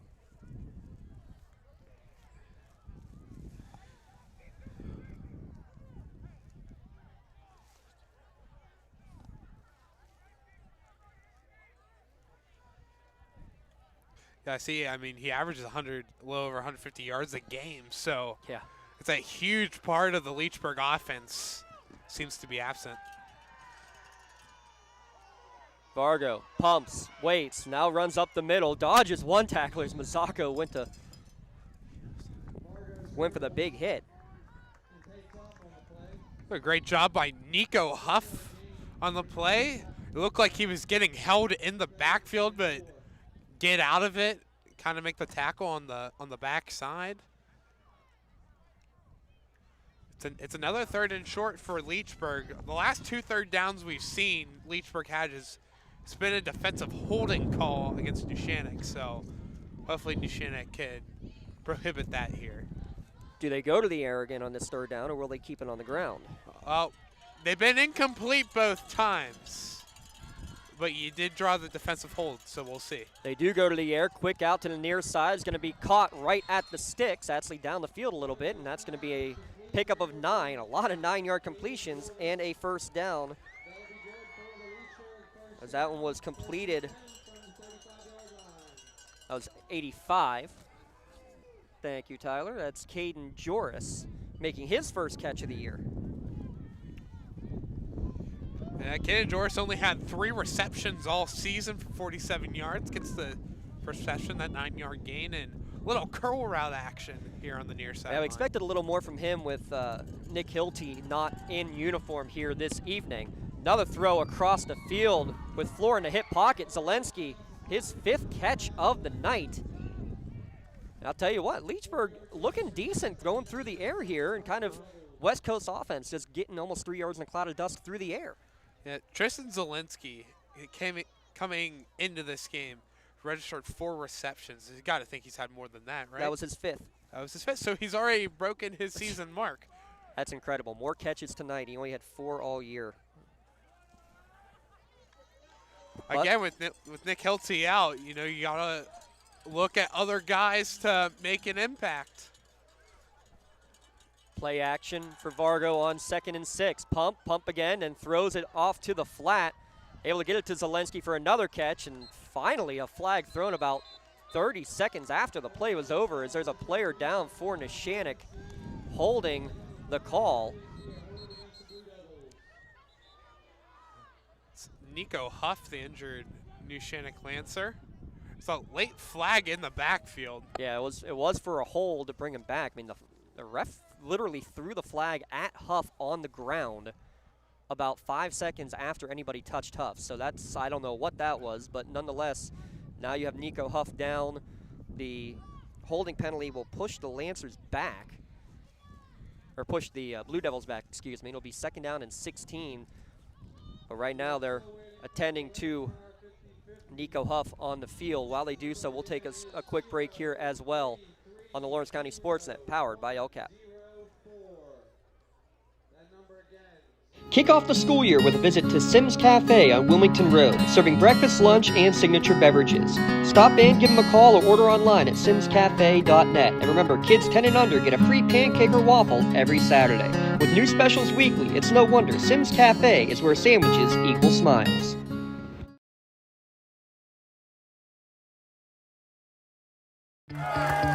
Like in sports, it takes a great team to protect you, your family, and your business. MVP Insurance is that team. From home and auto to life and commercial insurance, you can count on us for coverage that adapts to your needs. We're committed to excellence for our clients' experience and in serving our community. It's a winning combination. MVP Insurance. Don't get left on the sidelines. Log on to mvpins.com or call today to get your free quote. 5:36 remaining here in the 3rd quarter. 35-6, Neshannock with the lead after the holding penalty. Be 2nd and 16. Nico Huff did get up and walk off the field under his own power for Neshannock. But 2nd and 16, as they'll send Gilmer in motion, the tight end now to the left of the formation for the Blue Devils. Vargo again rolling out to his right. Pumps, throws, fires, got blasted as he threw it. Zelensky and Aiken battling, and it's going to be incomplete. Vargo slow to get up, and another flag in the backfield in the area of holding.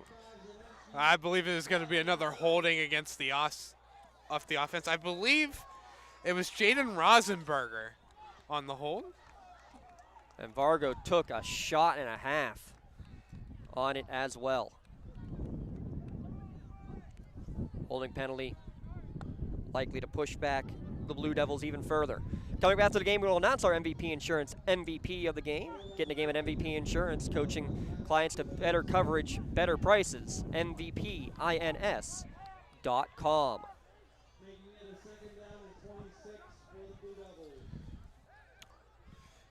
.5:14 remaining. The clock, I believe, should have been moving, but nonetheless. Vargo is still in there. Feels like tensions are high on the field and in the bleachers. How about the Neshannock second stringers taking laps around, trying to stay warm around the bleachers? I saw others doing push-ups between plays. 2nd and 26, Vargo drops back, now fires one down the far or near sideline. It's going to be incomplete, showing off the gun. That ball traveled over 50 yards in the air, but tight coverage all in the secondary. Did you notice they had, I believe it was Toman spying there on the quarterback, not letting that middle run go any further. Yeah, absolutely. And this is, again, this is the 3rd or 4th time on this drive that Vargo's went deep in towards Zielinski. So they're really trying the deep ball out. Again, you have just a hair over 17 minutes left of actual game clock left to go. It's a 29-point game. I mean, you got to score as quick as you can. And this drive's been going rather long here so far for Leechburg in their first drive of the half. Antoine Piccioni in there defensively for Neshannock, while Nico Huff is looked at on the sideline. Looks like he's ready to check back in if necessary. 3rd down and 26 as they go bunch right for the Blue Devils. Vargo steps away from one, fires over the middle. Zielinski, leap and catch, made short of the first down marker, actually short of the original line of scrimmage, I should say, but it's going to be a pickup of 12 yards, make this a more manageable 4th down and 14, basically cutting it in half. We saw Vargo avoid the pressure, beautifully throw it, just a hair overthrown, but Zielinski comes down with it. Just the unfortunate part for Zielinski is there's about 4 or 5 Neshannock Lancers ready to pounce on him when he came down with that catch, and that's exactly what the defense did. And it's 4th down, and it's 4th and long, so it's not 4th and across the county anymore. It's 4th and manageable. Yeah, it's not 4th down in the high school. It's 4th down and I forget, was this High Street behind us? I don't know. I mean, you took a tour of the town when you got here, basically. Yeah, I did. Well, the only High Street I know is that's the name of the main street in Waynesburg, Pennsylvania. Yeah, it's not that far away either. 4th and 14, buying time. Vargo fires right near the sticks. It'll depend on the spot as Schaefer makes the tackle, but it is just enough to move the chains for the first down. He caught that right at the line. He went out, stopped right at the line of the game, and caught it, I believe, at the 24-yard line, but took a step back right at the 25, but regardless, moves the chains. Is that Zielinski again on the catch? Yes. Jeez, oh man. Handoff, Andracy breaks away from one, and then Beeman had him for a moment, and finally ushered to the ground after a short gain. Let's take a look again. Look at him buy time, Vargo, on this play, then stepping up and firing it over the middle for the catch and the first down. Now that was number 11 on the catch. It's Gabe Santino. I believe that's his first reception. Definitely the first one tonight.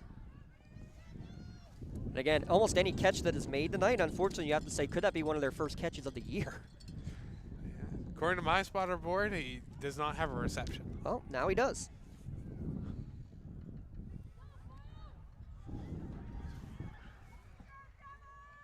About 6 of 7 in the second half, throwing the football and make it 6 of 8. It's another interception for Justin Edworthy. His 3rd in 2 weeks, and he's got a convoy in front of him. Look out! See you later! A great drive for the Blue Devils. Goes 90 yards the other way. A Neshannock player just got blindsided after the play. No one saw it. Nonetheless, Justin Edworthy to the house. Call it a 93-yard pick 6. And Neshannock has put this one into the mercy rule. Wow. The Neshannock offense still hasn't hit the field yet either. I just want to point that out. It's, wow. What a great play by Justin Edworthy to run it the whole way. I mean, it's over 50 yards in length from sideline to sideline. So he took it the whole way out to the outside, and it was Gino Granata for Leechburg that I believe pushed over Sammy Flora at the end of the play. Yeah, I just saw the end contact. I don't know if it was a two-hand shove intentional or if they just bumped as they were going by. All the officials were looking the other way, didn't even shake their head saying yes or no. Nonetheless, we're going to have a flag against Leechburg as they have 12 on the field on the point after. So Rapchak will get to kick an 18-yard extra point now after that Parada Jones-McCree touchdown. We're going to have a lengthy discussion about play of the game here. No kidding. Kick is good, 42-6. Neshannock. Running clock the rest of the way. 2:41 remaining in the third quarter here on the Lawrence County SportsNet, powered by LCAP. For 20 years, Melee Chiropractic has treated athletes of all ages to help them get safely back to the top of their game. Melee Chiropractic has 3 full-time doctors in their office, and all 3 are former area athletes who have had to battle injuries throughout their careers. They want to help you get safely back on your feet. But more importantly, help stop the injuries before they happen. Prehab before you rehab. Attention all high school student athletes. During your sports season, a $30 visit to the Melee Chiropractic office includes an adjustment and/or all therapy is necessary. From the athletes of tomorrow to the weekend warriors and everything in between. Let Melee Chiropractic keep you in the game.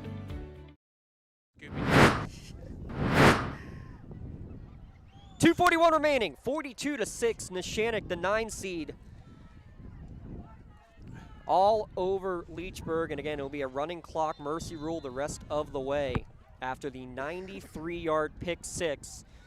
The Neshannock defense, the play count at the end of this is going to be absolutely insane, as out to the 25-yard line on the return is Leechburg. What was that, 10 or 11 plays on that drive too? I have officially 13 plays on that Leechburg drive. So that means the last 2 drives combined, they have run a total of 32 plays. And how many has Neshannock run in the entire game? 23. And how many in the second half? 0. Anybody can do that math. Well, also to mention, in those last 2 drives for Leechburg, they've come up with 0 points. That's a very, very good point made there by Tyler Aaron. Give a shout out, I guess, to Jacob Walzer, doing a fantastic job over here. But it is a moving clock the rest of the way here from Veterans Memorial Field. Fake the handoff, little option flip to Zelensky. That's a live ball fumble and still loose, trying to pick it up. And Schaefer does pick it up and walk it into the end zone. I thought I heard a whistle. They're going to say that Zelensky had the ball long enough while his knee was on the ground. So it's going to be a loss of 10 yards. Wow. So that's got to be a backwards pass and a fumble.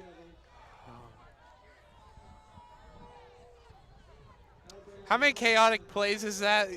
We're going to have to keep a tally mark. I mean, there's just so many to count: bad snaps, fumbles. I can think of 4 fumbles that are just off the top of my head that have led to chaotic plays, that one included.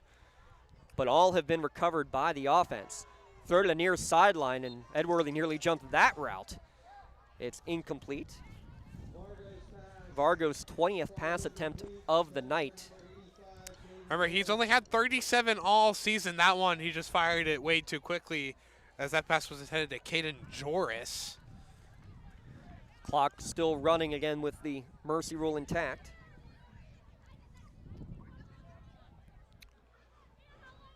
You got 23 seconds on the game clock to the end of the third quarter. Score update. How about Newcastle taking the lead? 8-7. Keep tabs on the bottom line. Chase Lemon making the house call. Lots of scores here for the Lancers. Man open down the field. Zelensky leads for it. Deflected, intercepted. The 6th pick of the year for Aiken.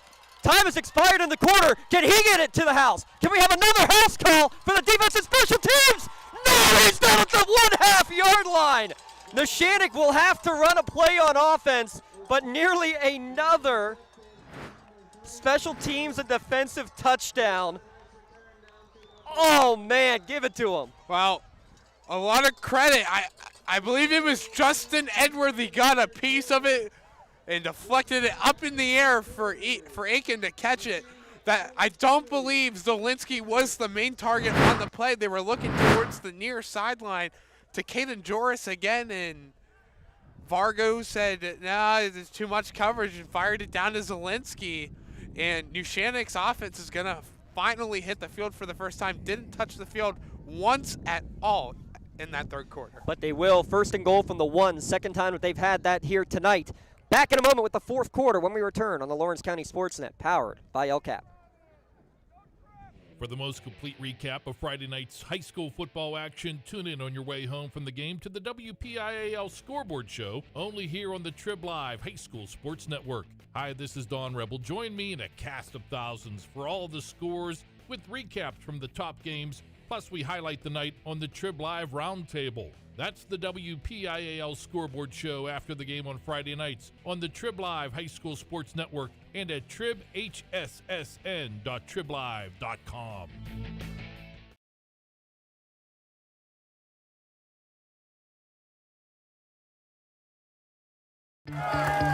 Like in sports, it takes a great team to protect you, your family, and your business.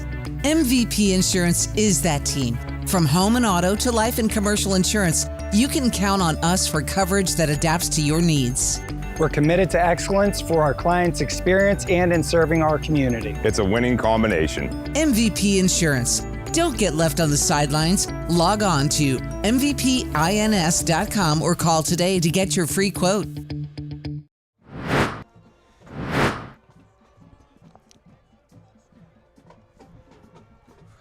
(42-6) as we head to the second quarter. Our producer is screwing up over here. By our producer, I mean myself. I'm James Dotson with Tyler Aaron and Jacob Walzer as well. Second time tonight that Neshannock has gotten to start a drive at the Leechburg 1-yard line after a 39-yard interception return. And this will be the first offensive play of the second half for Neshannock. New tailback in there, handoff and going nowhere. In fact, losing yards on the play.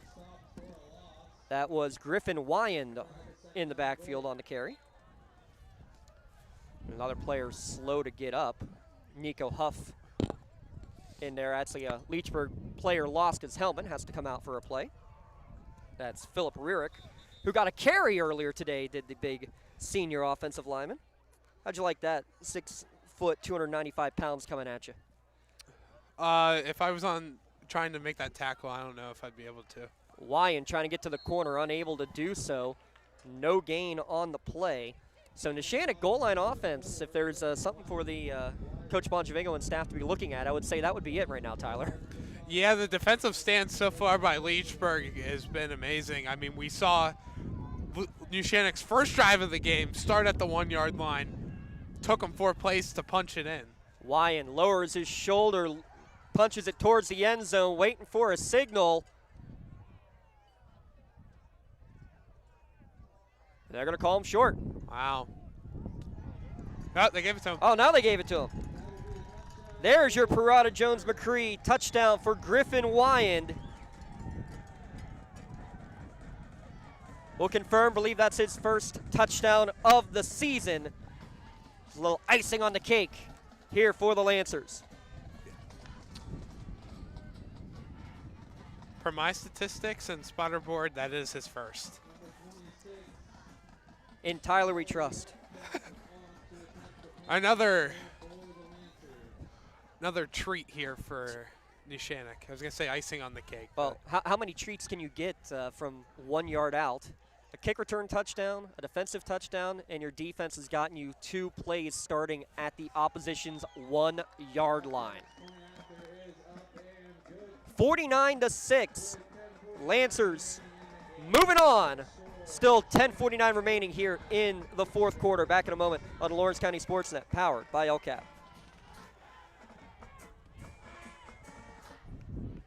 Hey, Mom, do you need a ride to the store today? Oh, no thanks, hon. I got it covered. Mike's taking me. Okay, well, you have a doctor's appointment tomorrow, right? I can take you to that. No, I got it covered too. Mike's taking me. Mike? Yes, Mike's my Axe driver. Picks me up right at my door and even helps carry my groceries. It's so convenient to schedule and ride with Axe. Wish I would have called him sooner. Okay, Mom. Sounds like you got it covered. I have an apple pie ready to eat. How about you help me with that?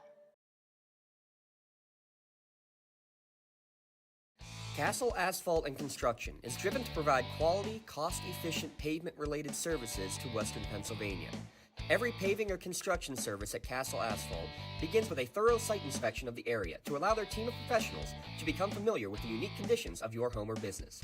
Once the site inspection is complete, Castle Asphalt provides you with a detailed plan of the design, cost, materials, and time of completion, so you know exactly what to expect during your construction. Visit castleasphalt.com to request a quote for your next project and make your dream design come to fruition. Another wonderful drive summary coming here from Mr. Tyler Aaron, your Joseph's Marketplace drive summary. 3 plays, 1 yard, ends in a 1-yard rushing touchdown for Griffin Wyand. Here is, I just tallied up the numbers here. We've had total 16 plays on offense this half for Leechburg, 3 for Neshannock. That brings the total number down to 26 plays on offense for Neshannock and 58 for Leechburg. Scoreboard telling a totally different side of the story. As a touchback to the 20, there was also a flag on the play, brings it half the distance to the goal. Probably going to see some new faces and new names in there. What'd you mention? 13 seniors for this Leechburg team. They got one final home game here at Veterans Memorial Field, get a chance to play one final time on their home turf. Unfortunately, though, it's going to go down as a loss. A big response, though, from Neshannock. Talk about rebounding after a big rivalry loss late in the game last week. To come back and to say domination isn't fair because, again, they've had many, they're being outplayed in terms of number of plays run, almost 3-1 now. But in the part that matters, putting points on the board, they've done that in heaps tonight. Yeah, they absolutely have. I mean, your last win, you won by this score. You won 49-6 against Summit Academy. About that. But to go in against Laurel. Yeah, take care of business did the Lancers here tonight after, again, a hard-fought game against the Spartans. 20th carry of the night there for Andracy, and he's going to get a 4-yard pickup. So 20 carries for 54 yards. The only rushing output that has been similar to this was the game against Clairton, where he finished 20 carries for 42 yards. In that game, the rest of the team had negative yardage combined. Basically, though, if you take away the 80-yard touchdown run, other rushing yards, yes, are negative. The bright side tonight is 20 passing attempts for Vargo, and he's done a great job with that. Andracy finally gets an opening to the far sideline, breaks away from one, breaks away from a second, another flag thrown, and then dragged out of bounds after a gain of about 45 yards in Lancer territory is Andracy, but this one likely coming back. Yeah, this one looks like it's going to be another hold against the offense. It really hurts for Leechburg because it seems like every time they get a big gain, it's negated by a flag coming back the other way, and that's exactly what the call is, an offensive hold. And Leechburg just let the seniors have their moment and see what you got here. So it looks like half your team is seniors. Yeah, it looks like they get a 7-yard gain then officially out of it, and then 10 yards from the spot of that foul.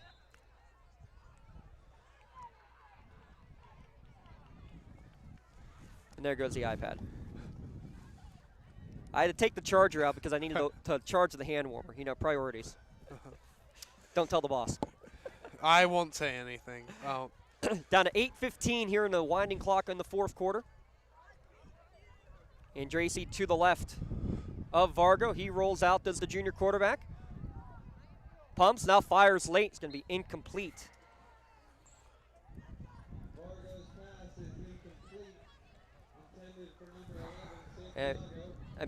I will say this. Yes, you have a lot of seniors on this team, but you got a lot of juniors who are playing important roles on this squad. I mean, starting obviously with your quarterback, Jackson Vargo, and I'll tell you what, he's thrown the ball pretty nicely. Throws a nice ball, especially the deep ball. You got two big boys in Nick Hilty, and you've seen Caden Joris a lot more at the tight end position here tonight. Logan Turiak's been a guy who's in and out there as a sophomore, rotating in defensively. Jaden Martin in the secondary. You got a lot of pieces that are coming back for this team as well. Obviously, losing the seniors hurts, Tyler, but you have a lot of pieces you can kind of work with. Yeah, I mean, there's a number of freshmen, too, that Leechburg has that we've seen has had a target or more. As this handoff again, big hole up the middle for Andrassi, and he's going to get over the 30, out to the 35-yard line, 3rd and 8, and another flag late. This one maybe a face mask. We'll stop the clock with about 7 minutes remaining. Right now, it is a 25-yard pickup. Big game by Leechburg. And again, it's another flag, but fortunately, this big play is actually going to stand here for Leechburg. You just got to keep the drive going, end in the end zone here. That's the goal, to try to get one more touchdown for this senior class before the game comes to an end. Most of the Neshannock starters out of the contest at this point. It's 49-6 right now. The temperature outside is 45, so there's just more points sitting there on the scoreboard than there is the temperature outside. Laurel also in the mercy rule. Mohawk and Newcastle each with 1-point leads late in their games. Andrassi, after a 25-yard carry on the last play, he's got a big room on the near sideline. He's going to get inside the 30 before he lowers his shoulder. Holding on for the tackle is Liam Iwaniko, but not until you get another big gain of 28 yards. 25 and 28 on those last two carries. Andrassi finds that hole between the left tackle and the left guard and Granada and Rearick, and he had open space down the middle of the field, decides to cut it out to the outside, and he gets just about as much yardage as he was going to get. So because of those last two runs, Andrassi actually now over 100 yards on the ground here tonight. We said all game leading into it, his average is about 150, but see if he can get to that marker. That's close to the 180 mark when you put everything in together. Keeper for Jackson Vargo. He's showing off the wheels. He's over 100 yards on the ground tonight as well. He's dragged down from behind. That was Ryan Alamede who makes the tackle after a 3-yard pickup. Right, check that. Vargo was over 100 yards, but then the backwards pass counts as yardage against him. So creeping back up there. The clock creeping its way to 0. 4:50 remaining on a winding fourth quarter clock. Remember to tune in to the Trib Live High School Sports Network scoreboard show after the game. Don Rebel will have all of the scores and updates from across the WPIAL.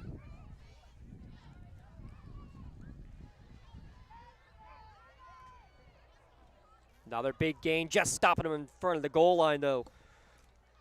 Were the Lancer defenders, as Andrassi gets it into the red zone and gets it close to the end zone.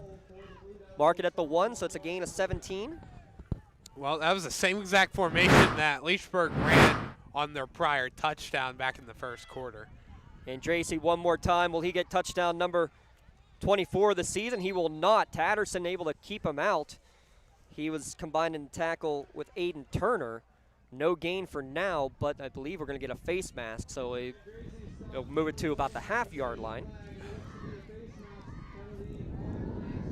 Looks like that face mask going against Tatterson as well. So, move the ball up about 18 inches. And a first down for Leechburg. Yeah, still first and goal from the 1. A couple of Medor Bonner lob turnovers, a big part of this second half for Neshannock, putting this game out of reach. Are they going to try to get a big boy touchdown? That's Rearick. And they are going to call a timeout. They had Rearick with a carry earlier in the game. They're going to take a quick timeout to be sure of it. Let's take a quick one here as well. Back in a moment on the Lawrence County SportsNet, powered by LCAP. Calling all sports fans. Never miss a moment with real-time alerts, keeping you in the loop when your favorite teams are playing. Get instant updates, sent straight to your phone with game schedules, changes, and all the latest news. You can receive important updates and reminders, so you're always prepared for game time. Be the first to cheer on your local teams and show your support. Receive important updates and reminders, so you're always prepared for the game. Signing up is quick and easy. Don't miss out. Sign up now and stay connected to the action. Plus, follow us on social media for live updates, behind-the-scenes content, and community news. Coming out of the timeout with 3:15 remaining. Leechburg on the doorstep, trying to punch it in one last time. They had Rierick in the backfield. He's going to go back to his normal left tackle position. And Dracy will get the carry up the middle, and he will get touchdown number 24 on the year for the senior. Punches it in on his 25th carry of the night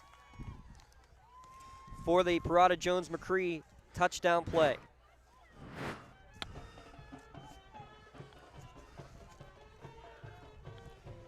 And they will attempt to go for two. Will the Blue Devils with 3:12 remaining.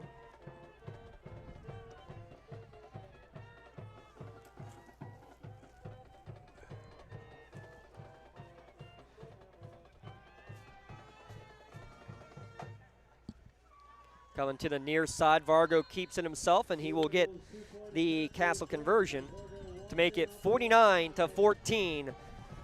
We'll be back for the conclusion of this one from Veterans Memorial Field here at lcsportsnet.com. Lawrence County SportsNet, powered by LCAP. Having a safe and healthy home is not something to play games with, especially if your home was built before 1978. You may be exposed to extremely harmful lead-based paint hazards. If you're concerned about lead in your home, don't roll the dice on your family's safety. LCAP's Healthy Homes Lead Hazard Reduction Program is here to help you win the battle. Your family's health and safety is the goal. Contact the Department of Healthy Homes today.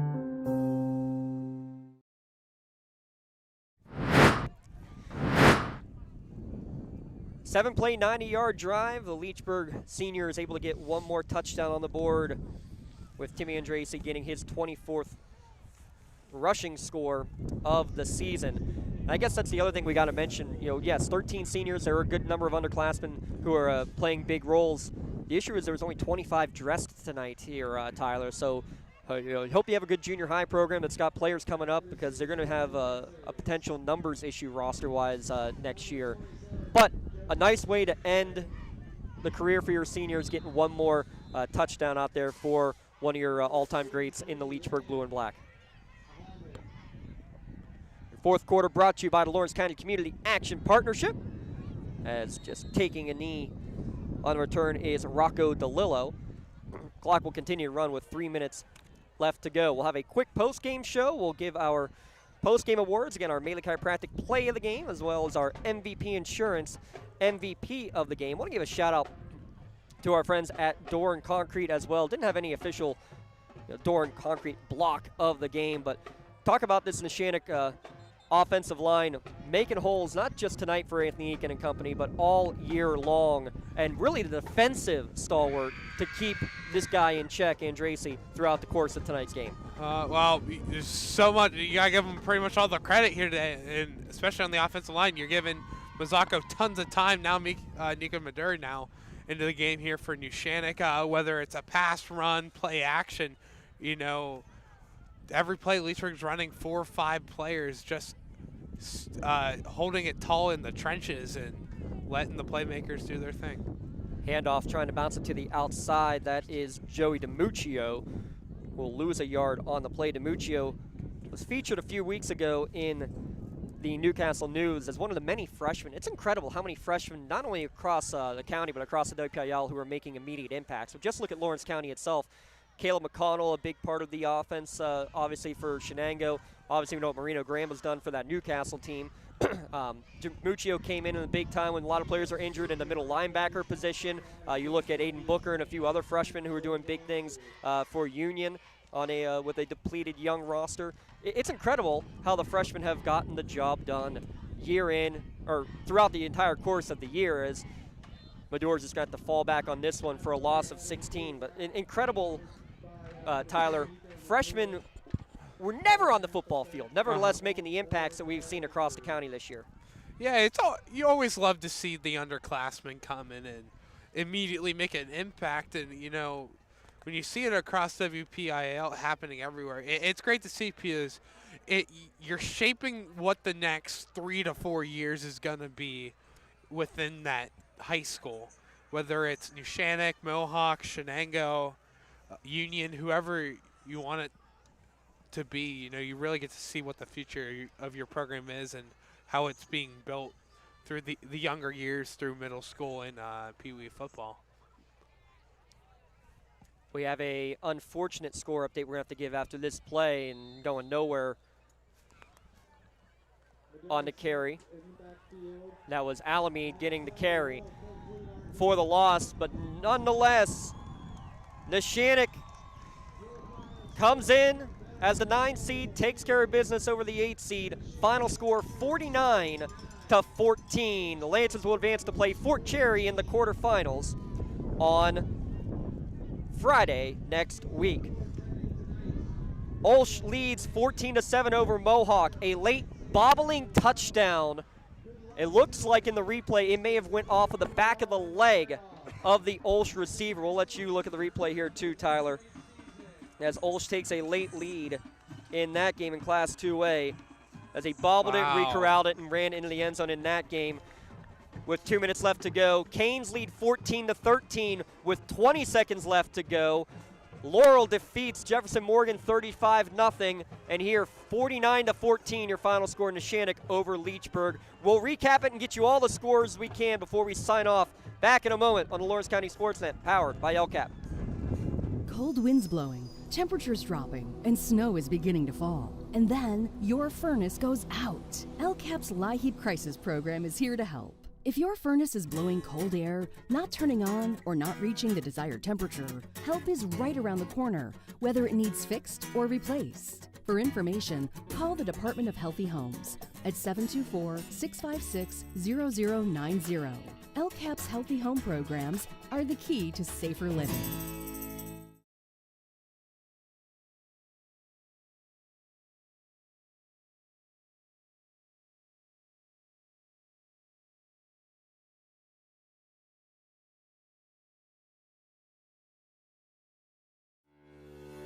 For 20 years, Melee Chiropractic has treated athletes of all ages to help them get safely back to the top of their game. Melee Chiropractic has 3 full-time doctors in their office, and all 3 are former area athletes who have had to battle injuries throughout their careers. They want to help you get safely back on your feet. But more importantly, help stop the injuries before they happen. Prehab before you rehab. Attention all high school student athletes. During your sports season, a $30 visit to the Melee Chiropractic office includes an adjustment and/or all therapy is necessary. From the athletes of tomorrow to the weekend warriors and everything in between. Let Melee Chiropractic keep you in the game.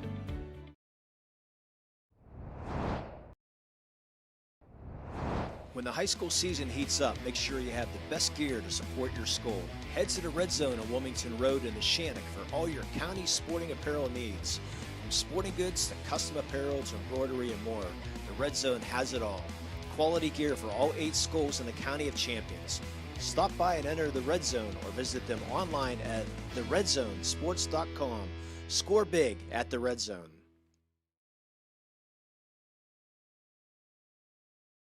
I love what I do because coming in every day is different. How can you not enjoy these kids coming up and hugging you and giving you these great smiles all throughout the day? You guys ready? Seeing the progress that our kids make every single day is one of the reasons I love coming to school. What should we do? We have fun. LCAP Early Learning Centers is hiring. Help empower young minds in Lawrence County and become a superhero today. Apply at lcap.org. Castle Asphalt and Construction is driven to provide quality, cost-efficient pavement-related services to Western Pennsylvania. Every paving or construction service at Castle Asphalt begins with a thorough site inspection of the area to allow their team of professionals to become familiar with the unique conditions of your home or business. Once the site inspection is complete, Castle Asphalt provides you with a detailed plan of the design, cost, materials, and time of completion, so you know exactly what to expect during your construction. Visit castleasphalt.com to request a quote for your next project and make your dream design come to fruition. GEM building contractors and developers have a proven record of performance on any size project. They bring value, local craftsmanship, expert management to meet any challenge. From design construction, from inspection to budget estimation, GEM Builder has been building our community for 70 years.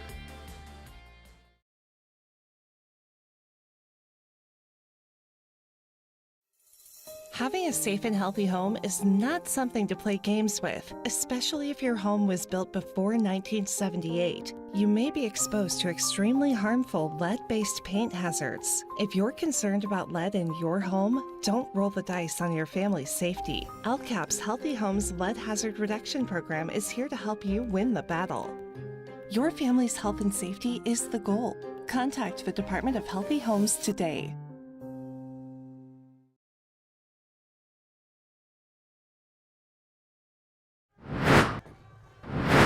Tri-County Principal's postgame show here on the Lawrence County SportsNet, powered by LCAP, as Neshannock able to get the victory over Leechburg with a final score of 49-14. Tyler Aaron alongside, I'm James Dotson. Real quick of a scoring recap to start things off. After a 3-and-out, a punt snap goes over the punter's head for Leechburg. They're able to recover the fumble back at their own 1-yard line. It took Neshannock 4 plays, but a Gino Mazzacco keeper made it 7-0 just 3 minutes into the game. After another 3-and-out defensively, Neshannock drives down the field. Anthony Aiken caps off a 5-play scoring drive with a 6-yard touchdown run. It was all Lancers, and then they changed it up, did Leechburg. They didn't give it to Andrewsy. They had a keeper up the middle for the quarterback, Vargo, and Jackson Vargo takes 80 yards to the house, made it 14-6 late in the first quarter, but Neshannock an immediate response right down the field. Gino Mazzacco, a 32-yard run, his second touchdown of the first quarter, made it 21-6 at the end of the first quarter. He would then get one through the air midway through the second quarter. Ryan Cameron, the recipient of a 64-yard touchdown pass, just a 2-play scoring drive there for the Lancers. A 6-minute drive, 19-play drive for Leechburg on their ensuing drive. They got down inside the 5-yard line. A bad snap pushed them back, and they ended up having to turn it over on downs. And that was essentially the end of the first half. Neshannock did not run an offensive play in the third quarter. That's because Ethan Beeman returned the opening kick 91 yards to the house. And then after a 13-play drive, a interception by Justin Edworthy, taken 93 yards back to the house. It was 41-6, and mercy rule in effect late in the quarter. Another interception, this time from Anthony Aiken. He returns at 39 yards to the 1-yard line. Then Griffin Wind in the fourth quarter able to punch it in to put this one fully out of reach. The final score was 49-6 at that point, and then a 1-yard run. Anderson able to get some yards at the end to cap things off. He gets his 24th touchdown of the year, makes it 49-14, your final score. Before we get final numbers, just general thoughts here, Tyler Aaron, of tonight's contest.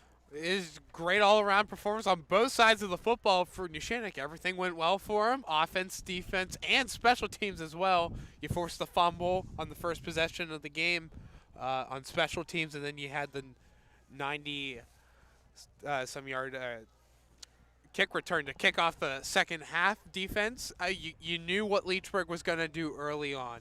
It was going to be run the football, and that's what we saw in the first quarter, and the defense stood tall the entire time, forced Leechburg to pass the ball more through quarters 2 through 4. Yeah, in fact, by far the most pass plays in a game all year. The most had been 11. They did that in the first half, did Jackson Vargo. He finishes with 21 attempts, ends up finishing real quick at 10 of 21, so not bad numbers. 10 of 21 for 82 yards passing. He did have those 2 interceptions. He also ran for 87 yards, and a touchdown. Timmy Anderson in the end, 25 carries for 138 yards. Before that final 90-yard drive, he was at 20 carries for 54 yards. Was able to get some big runs late to get himself over the century mark yet again. Tristan Zelensky had only 4 catches all regular season. He had 6 tonight for 48 yards. 65 plays of offense, Tyler Aaron, only 29 for Neshannock. That's why the numbers are going to seem skewed here because Leechburg with 278 yards of total offense, Neshannock just with 158 yards of offense. Well, that's what happens when you get 2 defensive scores, well, a defensive and a special team score, and 2 one-yard scoring drives. So, yeah, nonetheless. Yeah, I mean, when you look at those offensive numbers, you think the game was the complete opposite around of what the final score actually was. But, you know, a lot of credit to Neshannock. They played well on every single side of the ball, and everybody made big plays. And, you know, a little bend don't break term, defense at times, but they got the job done, right? Yeah, absolutely, especially that first quarter on offense, defense, especially, you know, whatever you want to say, you just the defense giving the offense a short field to work with to start, and then the offense made no mistake for the first 5 drives, resulting in a touchdown. That's your GEM scoring recap. GEM Master Builders and Craftsmen, GEMbuilders.com. Couple of words we need to give out. Actually, hang on real quick. Gino Mazzocco, 106 yards passing and finishes with 46 yards rushing as well. 3 total touchdowns on the night. Anthony Aiken with a touchdown run. He had 28 yards, all coming in the first half, by the way, for those 2, all their yards. They did not have any offensive production in the second half because, again, they didn't have the football at all in the third quarter offensively. Orders of business. Let's start with our Maley Chiropractic play of the game. And Tyler Aaron, there were a bunch of big plays that made a difference in this one. The one that was most impressive and the icing on the cake, the final goodie when you go to the final house of the night and you get a full-size Reese's or a full-size Hershey's. That's what you got with that Justin Edworthy interception. Yeah, the biggest play of the night. It started out as a 13-play drive for Leechburg, get it into the red zone. And then a 93-yard pick 6 by Justin Edworthy, catching it on the near side of the field, takes it the whole way to the other side of the field on the far sideline and into the end zone for the score to, again, put this one out of reach. Justin Edworthy with that play. Maley Chiropractic's proud to present the Play of the Game award to Justin Edworthy of Neshannock. Maley Chiropractic and the Lawrence County SportsNet are proud to honor Justin Edworthy for tonight's Play of the Game. Justin Edworthy will receive a customized T-shirt courtesy of the Red Zone in recognition of today's Play of the Game. To view tonight's Maley Chiropractic Play of the Game and the full list of this season's top plays, go online to lcsportsnet.com and click on Play of the Game. Congratulations to Justin Edworthy for tonight's Maley Chiropractic Play of the Game. Let Maley Chiropractic keep you in the game. As for our MVP Insurance MVP of the game, I'm going to say for as much what he did on defense tonight as he did on offense. Easily double-digit tackles for Gino Mazzocco. He threw for over 100 yards and a touchdown, ran for a couple of touchdowns as well. Didn't need to do it offensively, but he was a big reason why this defense was as successful as they were. So Gino Mazzocco is your MVP Insurance MVP of the game, and he just got his customized T-shirt courtesy of the Red Zone in honor of being tonight's MVP of the game. Again, you can view the full list of game MVPs at lcsportsnet.com. Click on Awards. Congratulations, Gino Mazzocco of Neshannock, your MVP Insurance MVP of the game. Call MVP for the win. Well, you can call us to try to get these games on next week, see if we can get a couple of final scores mentioned. Again, we have Newcastle a 14-13 final. Olsh was leading late 14-7 over Mohawk. Don't know if that was a final yet or not. Laurel 35-0 over Jefferson Morgan. Newcastle finishes at that 14-13 win.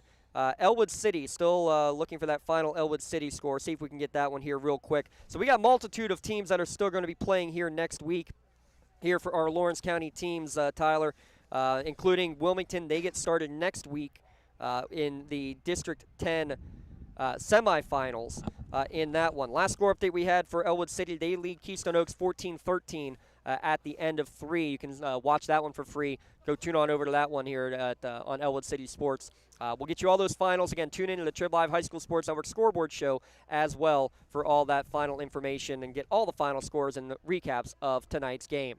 Before they shut the lights out on us, we're going to say so long and stay tuned. Your final score, Neshannock 49, Leechburg 14. For Jacob Walzer on the cameras and running the shirts up and down the ladder, and my broadcast colleague, Tyler Aaron, I'm freezing, and I'm also James Dotson. Thanks for joining us on the Lawrence County SportsNet, powered by LCAP. Enjoy your weekend, everybody, and stay safe on this All Hallows Eve.